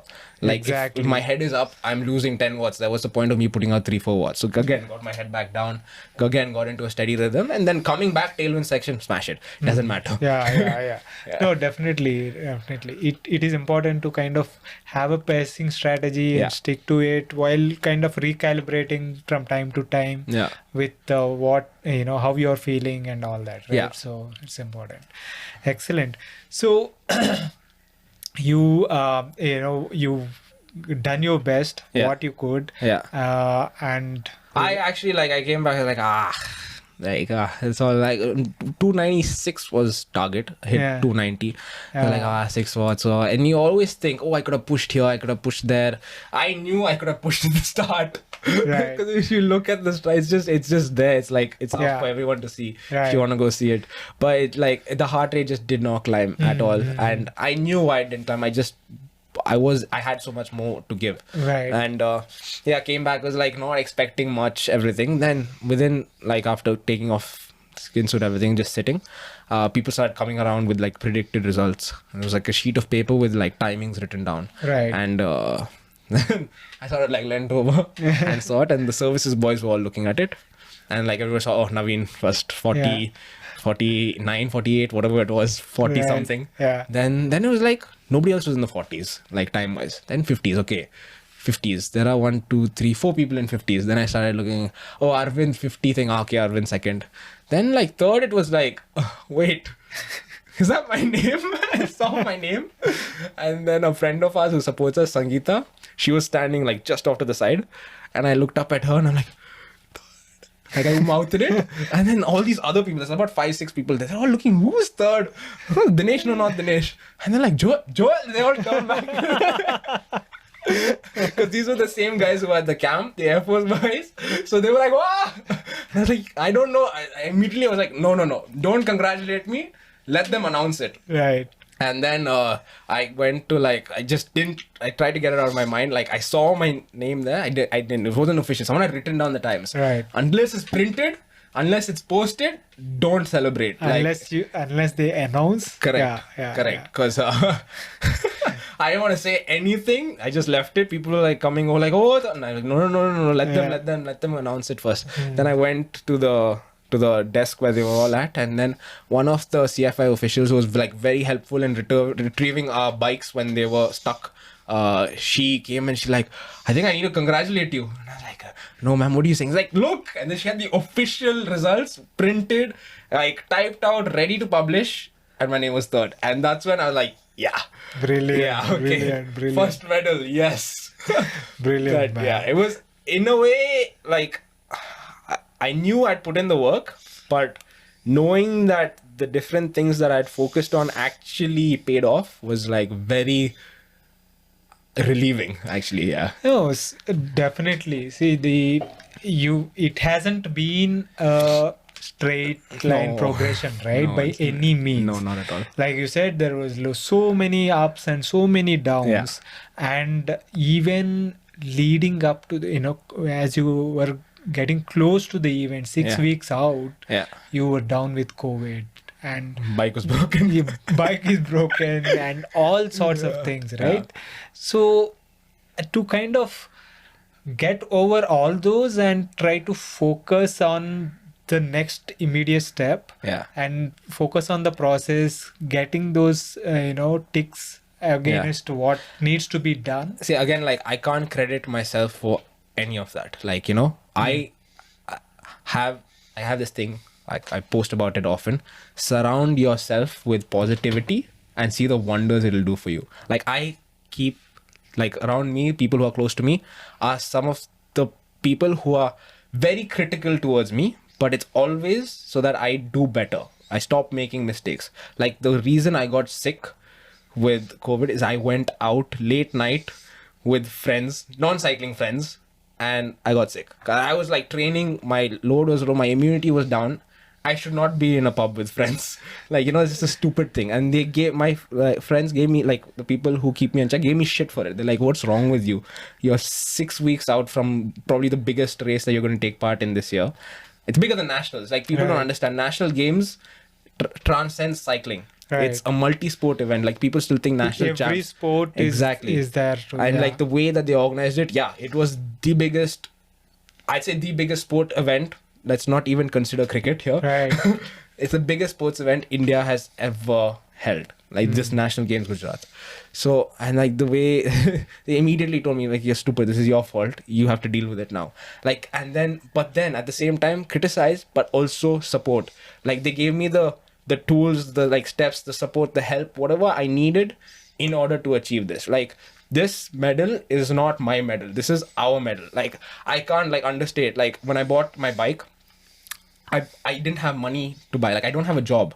Like I was able to afford the bike through funds raised by my family, my parents. They had reached out to their friends, their family, and said, hey, my son has got selected for this. Can you help? And they like gave like, yeah, sure, here you go. Like, is it like, for me, I never expected people would actually care about this kid, 23-year-old kid wanting to cycle. I never thought about it, but people are there to support. It's about like showing them that you can put in the work and actually stick with the process. So yeah, my parents, my friends, people who like I surround myself with, Shaurya, Nandini, like they like pushed and were always there to support. It didn't matter. A huge thing. This, I have to talk about this. I took 2 skin suits for ITT. I thought, okay, I have my LBB skin suit, which has the Cobra pattern, has LBB written, has like the sponsors, has everything. And I had the India skin suit from when I was in the team. Right. 2 skin suits I took. But if you saw any of the pictures, I'm not wearing either. Right. Right. Yeah. So the day before the event, we were informed that logos on the skin suit were not to be bigger than 3 by 3 inches. Right. Okay. On said skin suit of mine, LBB is across the chest, across the leg, across the back, everywhere. It's there. Yeah. Okay, fine. Okay, I can't wear it. That's the fastest skin suit. No worries. I'll wear this India skin suit. I showed it to the people who are making the decision, and they're like, yeah. Oh, what's on the back? And the back said India. No, you can't wear it. I'm like, why? And because like other sports like triathlon and all, like the people who represented the country were allowed to wear their kit. For some reason, we weren't allowed to. So I don't have a skin suit now. What am I going to wear? And then in that scenario, there's no one else who is my size, my skinny legs, but my height. Like, you know, it's difficult. And a lot of us were in this issue. Like some people had to Gagan had to take lipstick to his beautiful Castelli skin suit to get rid of the logos. Sreenath started painting his skin suit. He turned the logos into an owl. Wow. Like there were many creative ways of doing it, but I couldn't do anything. Like even the amount of paint is going to remove. I have to dip it and dye if I want to get rid of the logos. But in this, Nandini said, take my Velotex skin suit. Take it. It'll fit you. Take it. I'm like, oh, are you sure? Because your ITT is tomorrow. She's like, no. Take it, wash it, and then I'll wear it. And then I had a skin suit to race on the day. Like, you know, these are things there's so many risks that can happen. The skin suit can tear. I could crash. I remember I have a carbon repaired bike. Right. So there are so many things that can go wrong. And she was willing to put that all on the risk. Here, take it, ride. Like, she believed that I was able to achieve this more than I believed. So, I was so very thankful, to these guys. The wheels, the rear wheel, again, borrowed from Bindya Surya. Front wheel was Nandini's. This equipment is worth lakhs, Venki, you know. Yeah. People who don't know cycling don't understand how thingy about our equipment we are. They're like, just your cycle. Cycle is life here. Okay. This is half a year's salary for some people that you're putting into a cycle, and, you know, it's theirs and they're lending the equipment to you.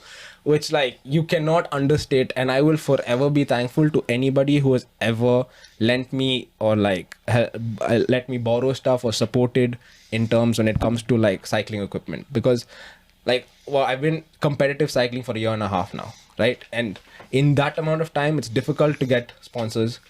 Nobody knows who you are. For example, nobody knows. You're not a name Naveen John, everybody, okay, Naveen John, 7-time national champion. Arvind Panwar, Arvind Panwar has been cycling since he was 18. These are household cycling names. They know who you are, and it's easier. Everybody has their own difficulties, but it's easier for having the notoriety of having achieved something, and then people are willing to support you. The support that I got was close friends and family. So I cannot understate how grateful I am to them for supporting and trusting me. More importantly, definitely the support system, like you said, it is important to surround yourself with positivity, that for sure, have a right support system around you. And see, this is something that I'll say. I've said it before to people, but I'll say it now publicly.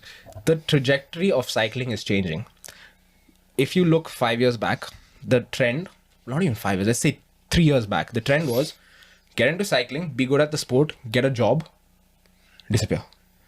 That's what what the trend is, right? You get a nice, comfy government job and then disappear. You cycle to get a job. We're here now, quitting jobs, putting life on hold, investing money we don't have into equipment, training, changing our entire lives around. When it comes to training, we put everything on hold. Anything that is not related to cycling is on hold, just so that we can achieve this goal that we have. We don't have any other motive. There's no financial motive to go and race at nationals to potentially win a medal or crash. It's all up in the air. Right. What can happen, But we do this. This is a risk we take, and until people recognize this risk, or until more people start doing it, the sport is not going to grow. But that trajectory is now set in motion, and I feel in the next few years, 5 years, 6 years, might even be 10 years, the sport will actually grow to the level where cycling full time is going to be a viable profession. You can support your family cycling. Like that is where the sport needs to go to. Right now, it's not even in the horizon. Not even Nowhere close. close. You can't support your weekly expense cycling. Yeah. You can't. You just can't. It's not possible. Right. Like, No. and the only way this happens is for commercial investment into the sport.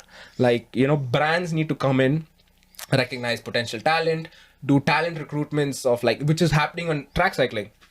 Yeah. Exponential growth. Yeah. Exponential growth.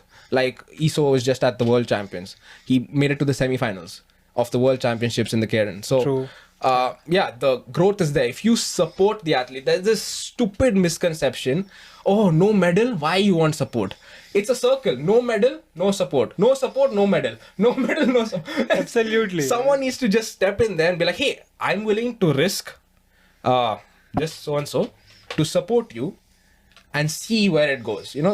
The moment someone steps in and takes road cycling under their wing, the growth is going to be enormous, because the talent here is really, it's good, it's great, but everybody's attention is split. Like if you look at the top cyclists in the country right now, Naveen, Arvind, both to sustain their lifestyle have to coach on the side. Right. True. There is only so much you can put into your own effort if you are coaching. At the same time, if you're putting in time into your training, your effort, your coaching is also diminishing. Like, that you cannot, there's no full-time cyclists here. I mean, apart from the services guys, Right. obviously. Yeah. Because that's their job. You train. But like I said again, that was what the trajectory was. You cycle, get a good result, get a job, you train, or you leave the sport, up to you. But, It is changing. It is changing slowly, and it is exciting to see it change with more and more talent that comes up. So I call them individual athletes, but they're not individual athletes. Like I said, there are so many people behind that are pushing and supporting. And two more people I'll say. I wouldn't be part of the Bangalore cycling community if Leander Wheatley didn't take me in October 2020. Like he's like, hey, I'll ride with you. Right. Like, So and then he's one of my closest friends. I wouldn't have thought about cycling or competing if it wasn't for getting dropped in Ooty by a 42-year-old man, Vijay. These are people who helped in a way, and if I look back now, and it's not that far back, it's 2 years ago, and think about how much of an impact these people had on my life, it's huge. And it's not my effort, it is everybody's effort that has led me to this, and this is not where I'm ending. There's so much more to come. There is so much. You are just starting, dude. Yeah.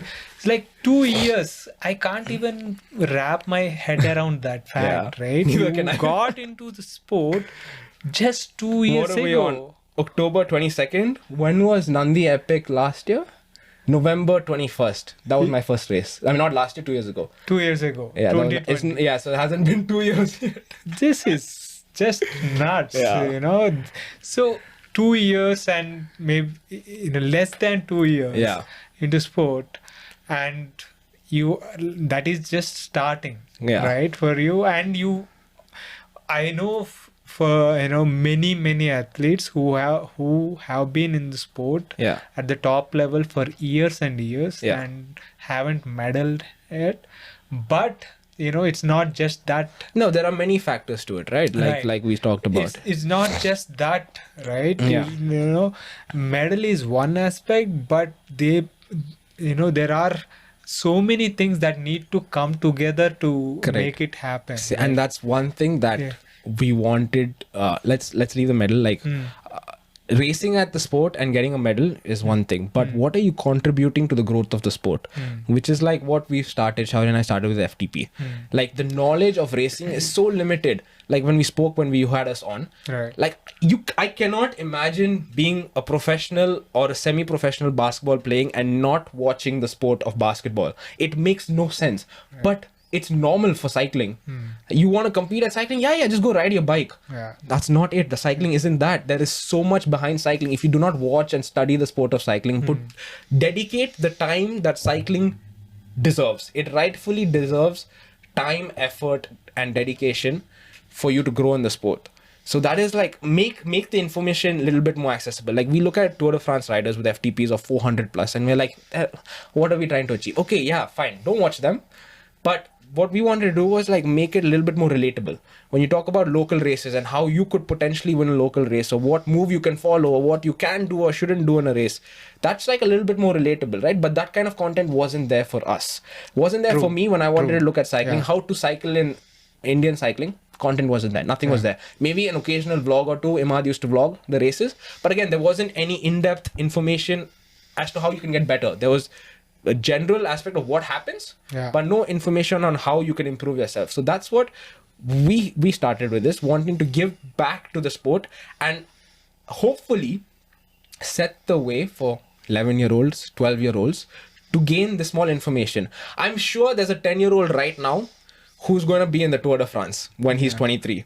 I'm sure about it because it's going to happen. It's just the growth of the sport is that way. It is going to happen. But giving the information that is required at a point where it is relatable information. There's also all sorts of information, but relatable information is the most, like, I think it's one of the most important things, and it will help nurture young talent. Definitely. And I have said this before, and I'm saying this again, the kind of work that you guys, both you and Shaurya, are doing to contribute to our this biggest community. I am your biggest fan. For sure. There is no doubt about that. Because it is the need of the hour. Like, for example, this crit that we did, the Pedal for the Planet crit, in the tags while uploading the video, I put #NorCal cycling. Simply. But then that like brought in a couple of audience from the US, and we had a semi-professional crit racer in the US comment on our video. This is so interesting. Right. Like, I didn't know you race in India like this. Like, why are there so many people on the track? Why is there a timing strip across the finish line? That is so dangerous.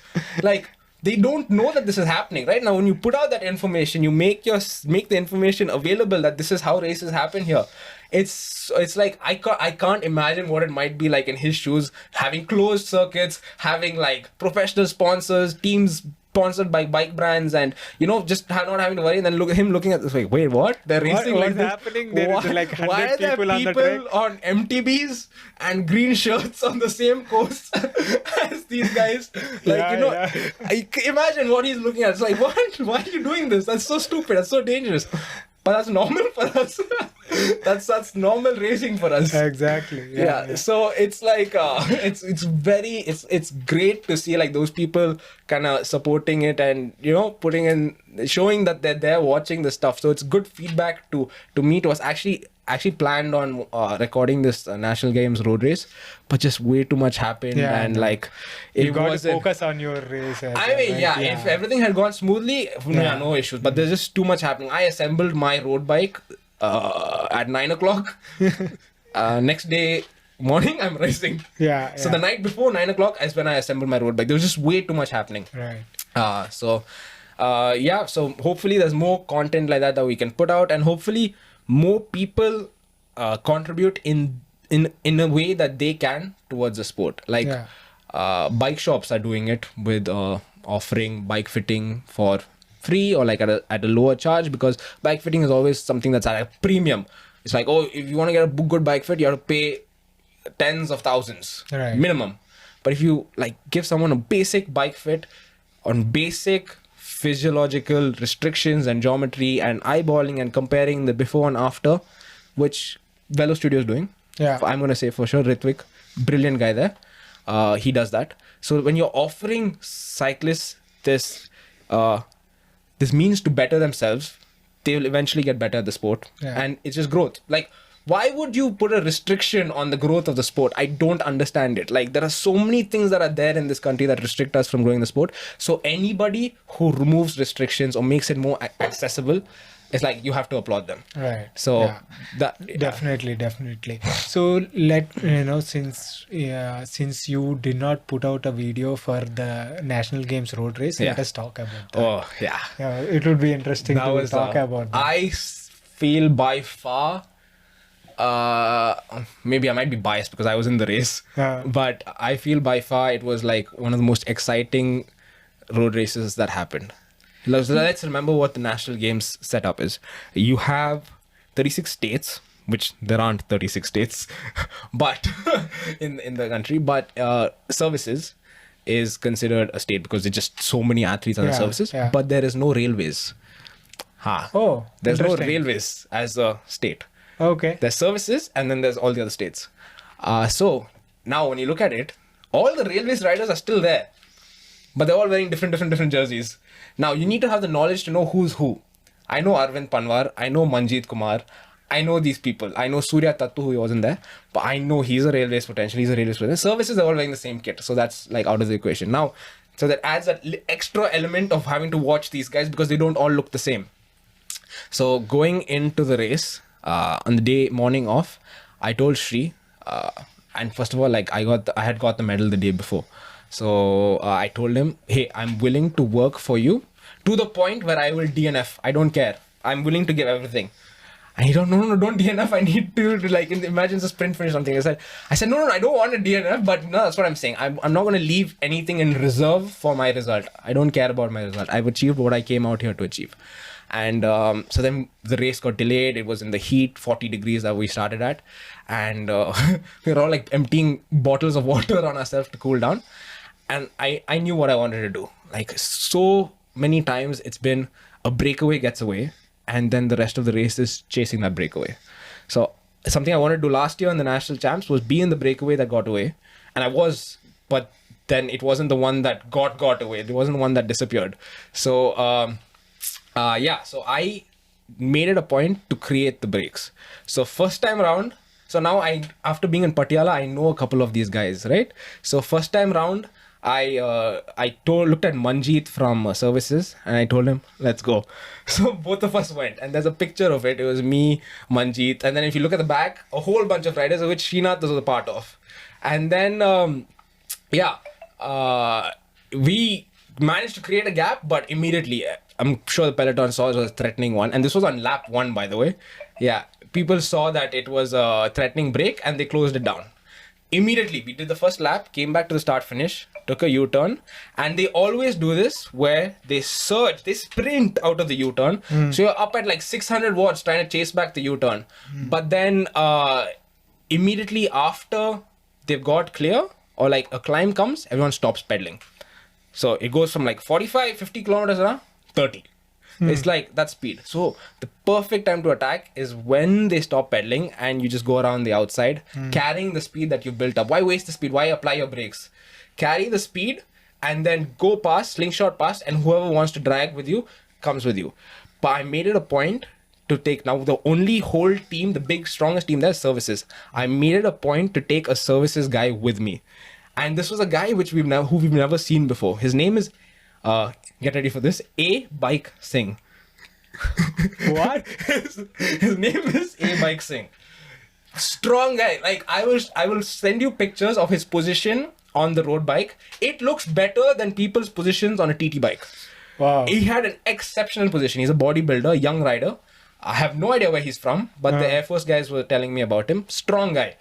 But bodybuilder, so he cares more about aesthetics than brains. So on his bike was one bottle, one bottle for a 120-kilometer race. Seriously? One gel.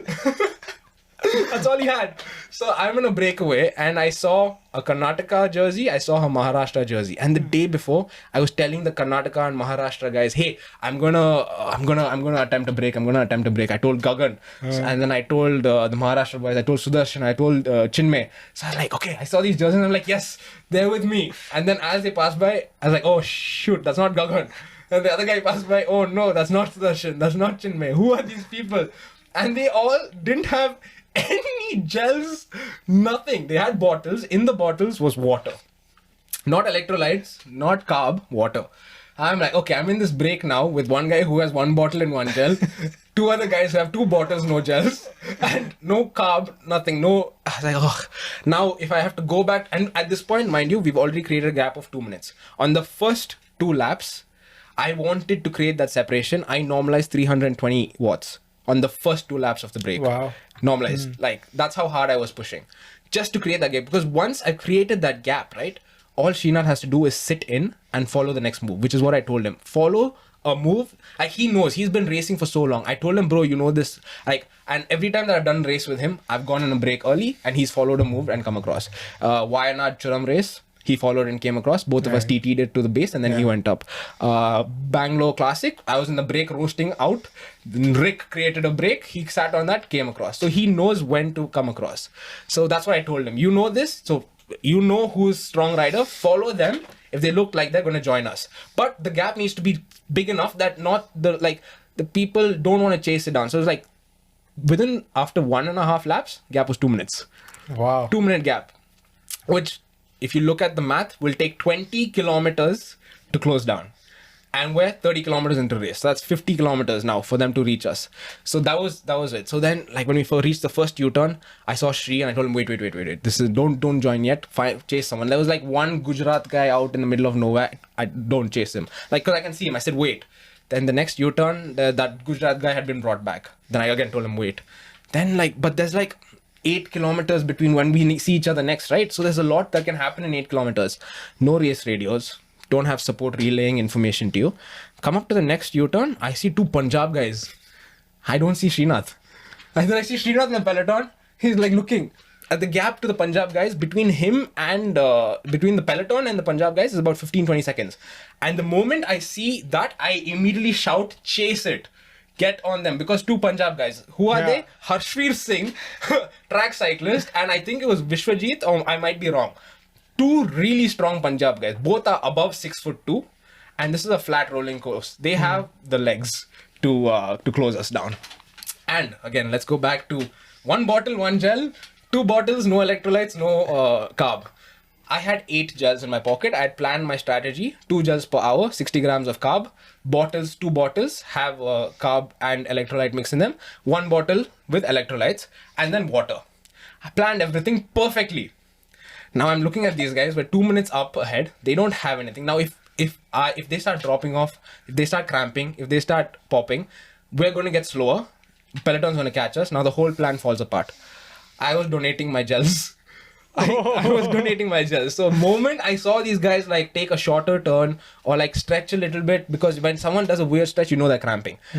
Immediately gave him a gel. And I kept reminding every time someone pulled a turn, I was shouting, drink, and they were drinking. Just because in the moment you're not concentrating on that. And I'm sure these guys A-Bikesing bodybuilder, never been in a breakaway, and these 2 other Maharashtra and Kannada guy had not been in a break before. So I was reminding them on the basic stuff, drink, and they kept looking back and I'm don't worry, just ride forward. These are the things I was shouting at them. And they didn't have gels, so I was donating my gels. 8 gels. By the time we had done 2 laps together, I was down to 3 gels. I hadn't had a gel yet. I had my carb bottles and that was it. So I was sipping on that, trying to keep the energy coming in. But I knew I was gonna pay for this soon. But I needed this gap to be created. Then when I told Sreenath chase, I saw him at the next U-turn. There was 2.5 minutes between us, 3 minutes between us and the peloton. But it was 1 minute 50 to 2 minutes between us and the Punjabis. And Sri was about 20 seconds behind the Punjabis on his own. Wow. Okay, so now what happened was, again, these guys in the break with me, they popped off slowly one by one, started skipping turns. Oops. Started skipping turns, doing shorter pulls. I mean, as it is at the start, it was just me and this services guy who were doing the stronger pulls. But they started skipping and leaving gaps, and then you have to surge and close the gaps. And I knew they were getting weaker. And then another lap goes by, and I see the Punjabis, they're only a minute away from us. And Sri is still 20 seconds away from them. And the peloton is now 2 minutes away from us. I was okay, Sri is not closing the gap on his peloton. And I'm shouting at him, bro, Sri, only 2 minutes. And then afterwards he told me, he's you come here and ride after the race. He's you're telling me 2 minutes. You come here and ride 2 minutes and then see how it is. But he was out on his own for 3 minutes. And at that point, Harshveer came up to me. So the Punjabis had joined us after I can't remember what lap. He came to me and he's I started skipping turns at that point because she's out on his own. Why am I pulling the group? It's so stupid. No, I shouldn't do it. So every time someone flicked me, I said, no, I'm skipping. My teammate is joining. Then when the Punjabis joined, Harshveer flicked me through and I'm no, my teammate is coming. Then he did his turn, came back. He's you really think your teammate will join? I was yeah, he'll join. Instantly, he shifted 2 gears and launched. He attacked. Now, there's another Punjabi guy who's gonna sit. Bike Singh has popped off. He's gone. Long gone. He one bottle, one gel. No, he wasn't gonna last. He's gone. He cramped and he went away. Now I have one Karnataka guy, one Maharashtra guy. Neither of them are working. And now one Punjabi guy is with me, and one Punjabi guy is down the road. Punjabi guy is not chasing. These two are not chasing. But I had to go and chase it. The moment I caught Hashir, next guy goes. I'm like, oh no, this is how it's gonna be now. They have the advantage of having two guys in the break. They can just literally, technically, what they were doing was they were the only two working. So why should they work and drag all of us along? I'm not working. She's coming. These two boys didn't want to work anyway. So why should they work and drag us along? So they can attack, pop me, and then they're TTing it to the finish. That's it. That's what they should be doing. Yeah. So they kept countering, and I chased it down, and then counter, and then at that point, it's just taking. I felt good up until that point when I had to chase their attacks. They did 2 or 3 attacks, and then I was like, okay, bro, I'll work for you. I'll work. So I didn't like put a full effort, but I would take the pull and not like. Even if you don't do a full effort, you just pull through, do 5-6 seconds in the front and come to the back. That 5-6 seconds makes a difference for them, and it keeps the line smooth. Like if you were to drop out, right, the guy finishing his turn has to surge to close that because he expects you to close that gap. He expects you to be the guy that he follows. Now, if you pop off and ask him to go in front of you, he has to surge and close that. And like morally, it's going to like, if someone was doing that to me, I would have got pissed off. I would have like, yeah, I'll attack and go. So I completely see it from their point of view. So what I did was I did 5-10 seconds like easy push just to keep the line going smooth, just so that they wouldn't attack me. I was very tired. I was like, I can't do this. Then one Rajasthan guy joined us from somewhere. And then he started attacking and going. Punjabis aren't chasing this. I know I had to chase that again. So I'm just popping any single match that I have. I'm just losing. I'm just like praying, Shri, where are you? Because like, this is all happening within 8-kilometer stretch. Okay, so I haven't seen the next U-turn yet. Come up to the next U-turn. I don't see Shri. He's back in the peloton. Peloton's caught him again. I'm like, oh no, Shri's not coming now. And it's about 1.5 to 2 minutes is what the gap is at. So now I'm like, oh, okay, now I have to deal with these guys. They're going to keep attacking. So I settled back down. Again, attack, couldn't follow. Then like I was asking, so we were in the break. So we got our coaches with food and nutrition and everything to come. And like I asked for water and then I was puking because like just the effort, the heat, I was just dead. And then I slowly started fading off the break with 2 laps to go. 2 laps to go, I'm fading off the break.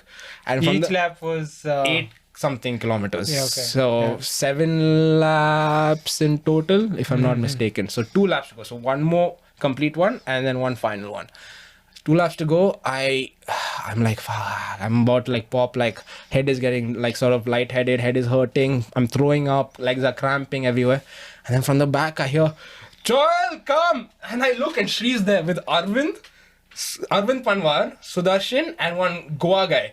And I'm like, whoa, okay. Immediately joined them. And then these guys are up, like the guys who I was with in the break, the Punjabis, the Rajasthani, and then that one Karnataka guy. They're about 10-15 seconds down the road. So immediately joined back and I told them, guys, I need some rest. I'm going to skip turns. They're like, no worries. So those 3 were just working. Arvind, Sudarshan and Shri. Just working. Well, we did chase. They chased. Caught up back to the break. Now this break is this huge... I don't know how many people were there. But yeah, again, I sat at the back for a bit. Blah, blah, blah. Then we reached the U-turn on the other end of the start finish. And then we timed the gap to the peloton. It was like a minute. So the gap is coming down. Like a minute, just over a minute. Then Arvind was like... work. Everybody needs to work now. So again, I went back in, started rotating turns. Shri does the normal thing. He's like, I will take the uphills. Someone else, please take the downhills. He's 53 kilos. Like, he's useless downhill. Yeah, he's like, someone else, please take it. He's like, I'll take all the uphills. I don't care. I'll take it all. Please take the downhills. So like that was the normal thing. So I took the downhills. Arvind took down. She took all the ups. Like, and she was going hard. Like, I'll give you a perspective. Sreenath is 53 kilos, 54 kilos. Arvind is about 69, 70. Naveen 70, 71. All 3 of them averaged the same power for the road race. So that's how hard Sreenath rode. Wow. Yeah, you cannot take anything away from his effort. But yeah, I averaged the highest power of the race because I was suffering. Anyway, that's besides the point. So I'm like, right now at this point, they're telling me to work. I don't know whether I can. I'm cramping. The moment like I try and take a rest, butt was hurting, back was hurting, because there's only so much time you can spend in a super aero position before everything starts hurting. Right. And when I tried and rest, the legs would just lock up completely. First of all, my nutrition strategy's gone out the window because I don't have the gels. I've donated everything. I'm drinking plain water instead of electrolytes. So then I gave my bottle to Sudarshan. I'm like, bro, this is better. He asked, can I have a bottle? I was like, yeah, please take it. You're going to do some work. Please take it. I'm not going to, there's no use. If I drink it, I'm going to throw it back up. Right. So he took it, and then like, at that point I didn't have anything. I was just drinking plain water. And then we reached the final lap. And then we're coming through, and then we can see the peloton coming as well on the other side. It was under a minute.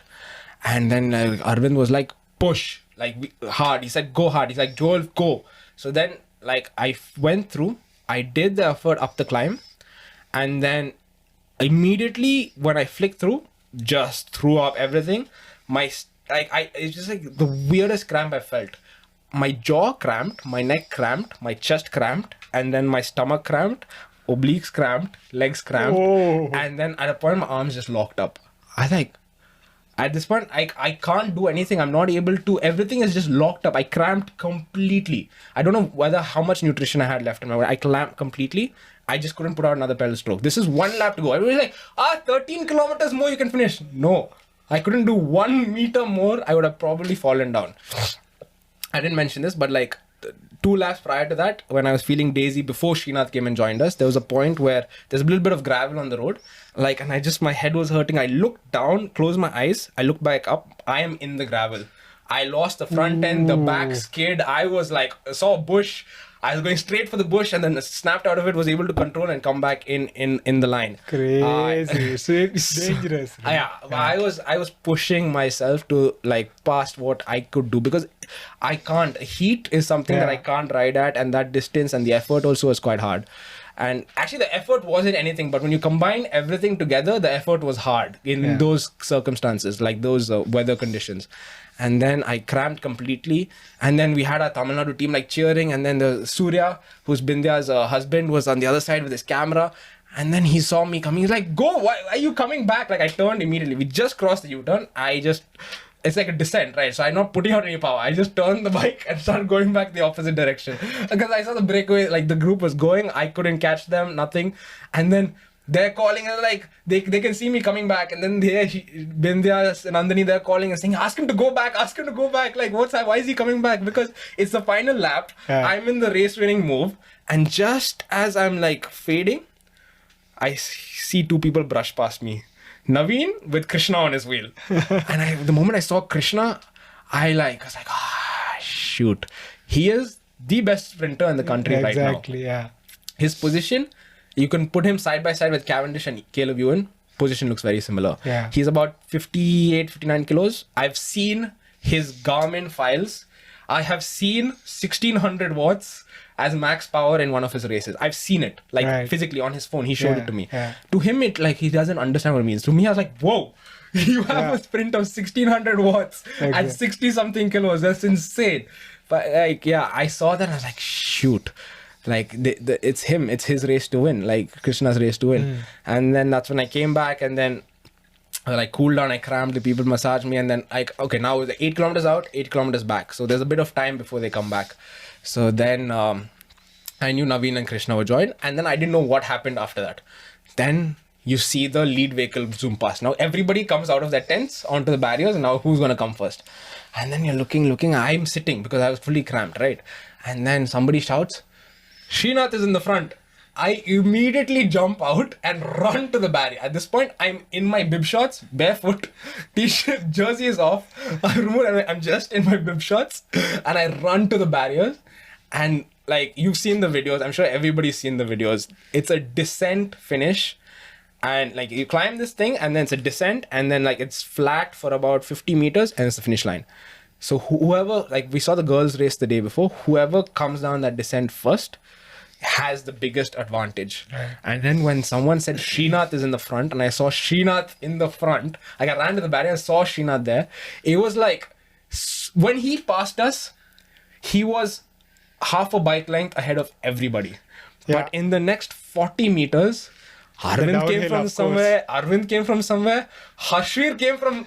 I think he came from the peloton only from the video. It was so fast. The turn of speed was incredible. He wasn't in his drops, by the way. Yeah. He was in his hoods.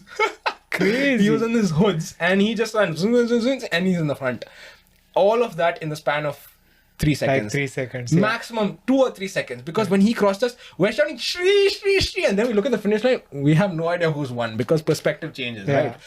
Then I was like, but I knew Shri was in the front, and I didn't see Krishna. Naveen was at the back. Krishna was at the back. Like in that moment, Shri is in the front. Whether first, second, it doesn't matter. Shri has just in that group. If you look at the top contenders, he was the least likely to win. Yeah. Arvind has won before. Naveen has won before. Harshvir is twice Shri's weight and has won on the track before. Krishna has one of the most insane sprints in the country. Yeah. Whereas Sreenath is a 53 kilo rider. You put him on color T, he'll beat all of them twice. Right. But it's a descent sprint finish. Yeah. All the odds are stacked against him, and he loses by half a bike length. That's how close it was. He lost second. I saw it was a photo finish for second. They literally said, come and see, have a representative come and look at the photo because, it needs to be fair and everything. And they zoomed in on the camera. It was like this much. It was very, very close. It was close. so close. Yeah.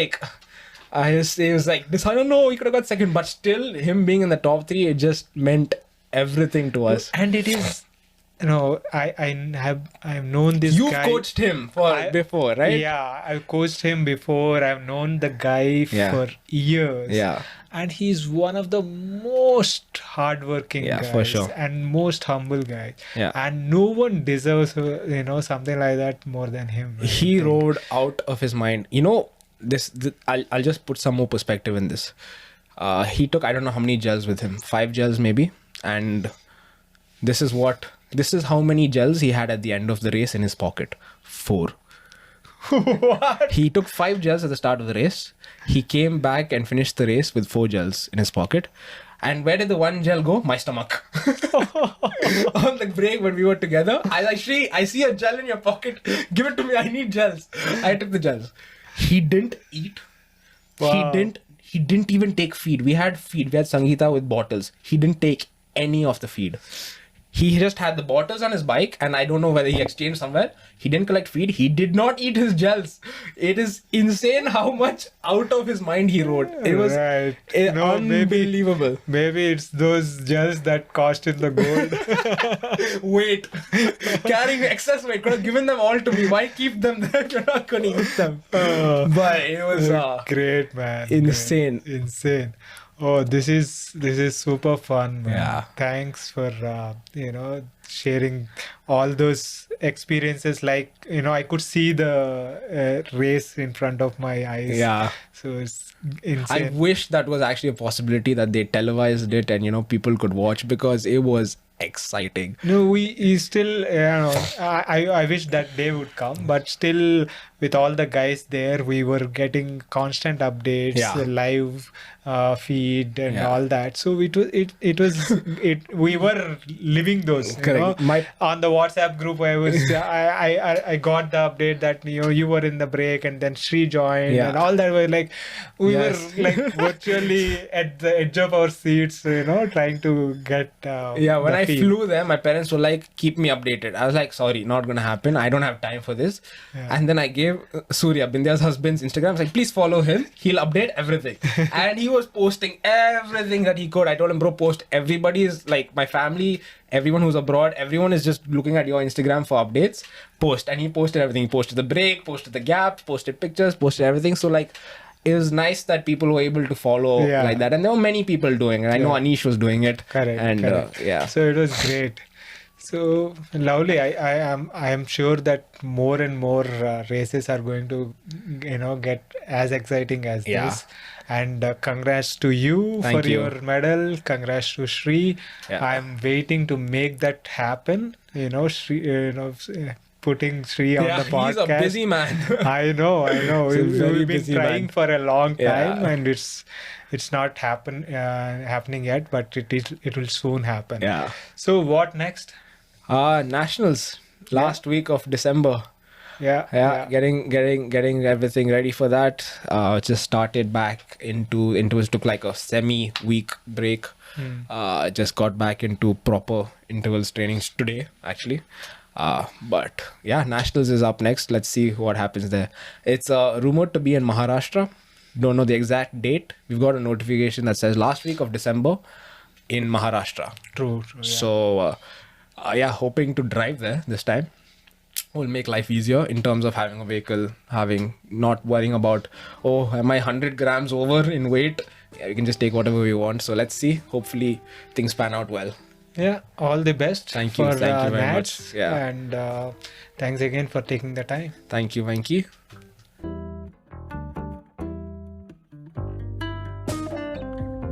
That was my conversation with Joel. I hope you enjoyed that. If you are enjoying these podcasts and finding them useful, please consider subscribing to the channel and supporting the podcast. You can subscribe to the channel on YouTube as well as on your favorite podcasting app. It really helps. Thanks again for your continuous support. See you next week with another guest.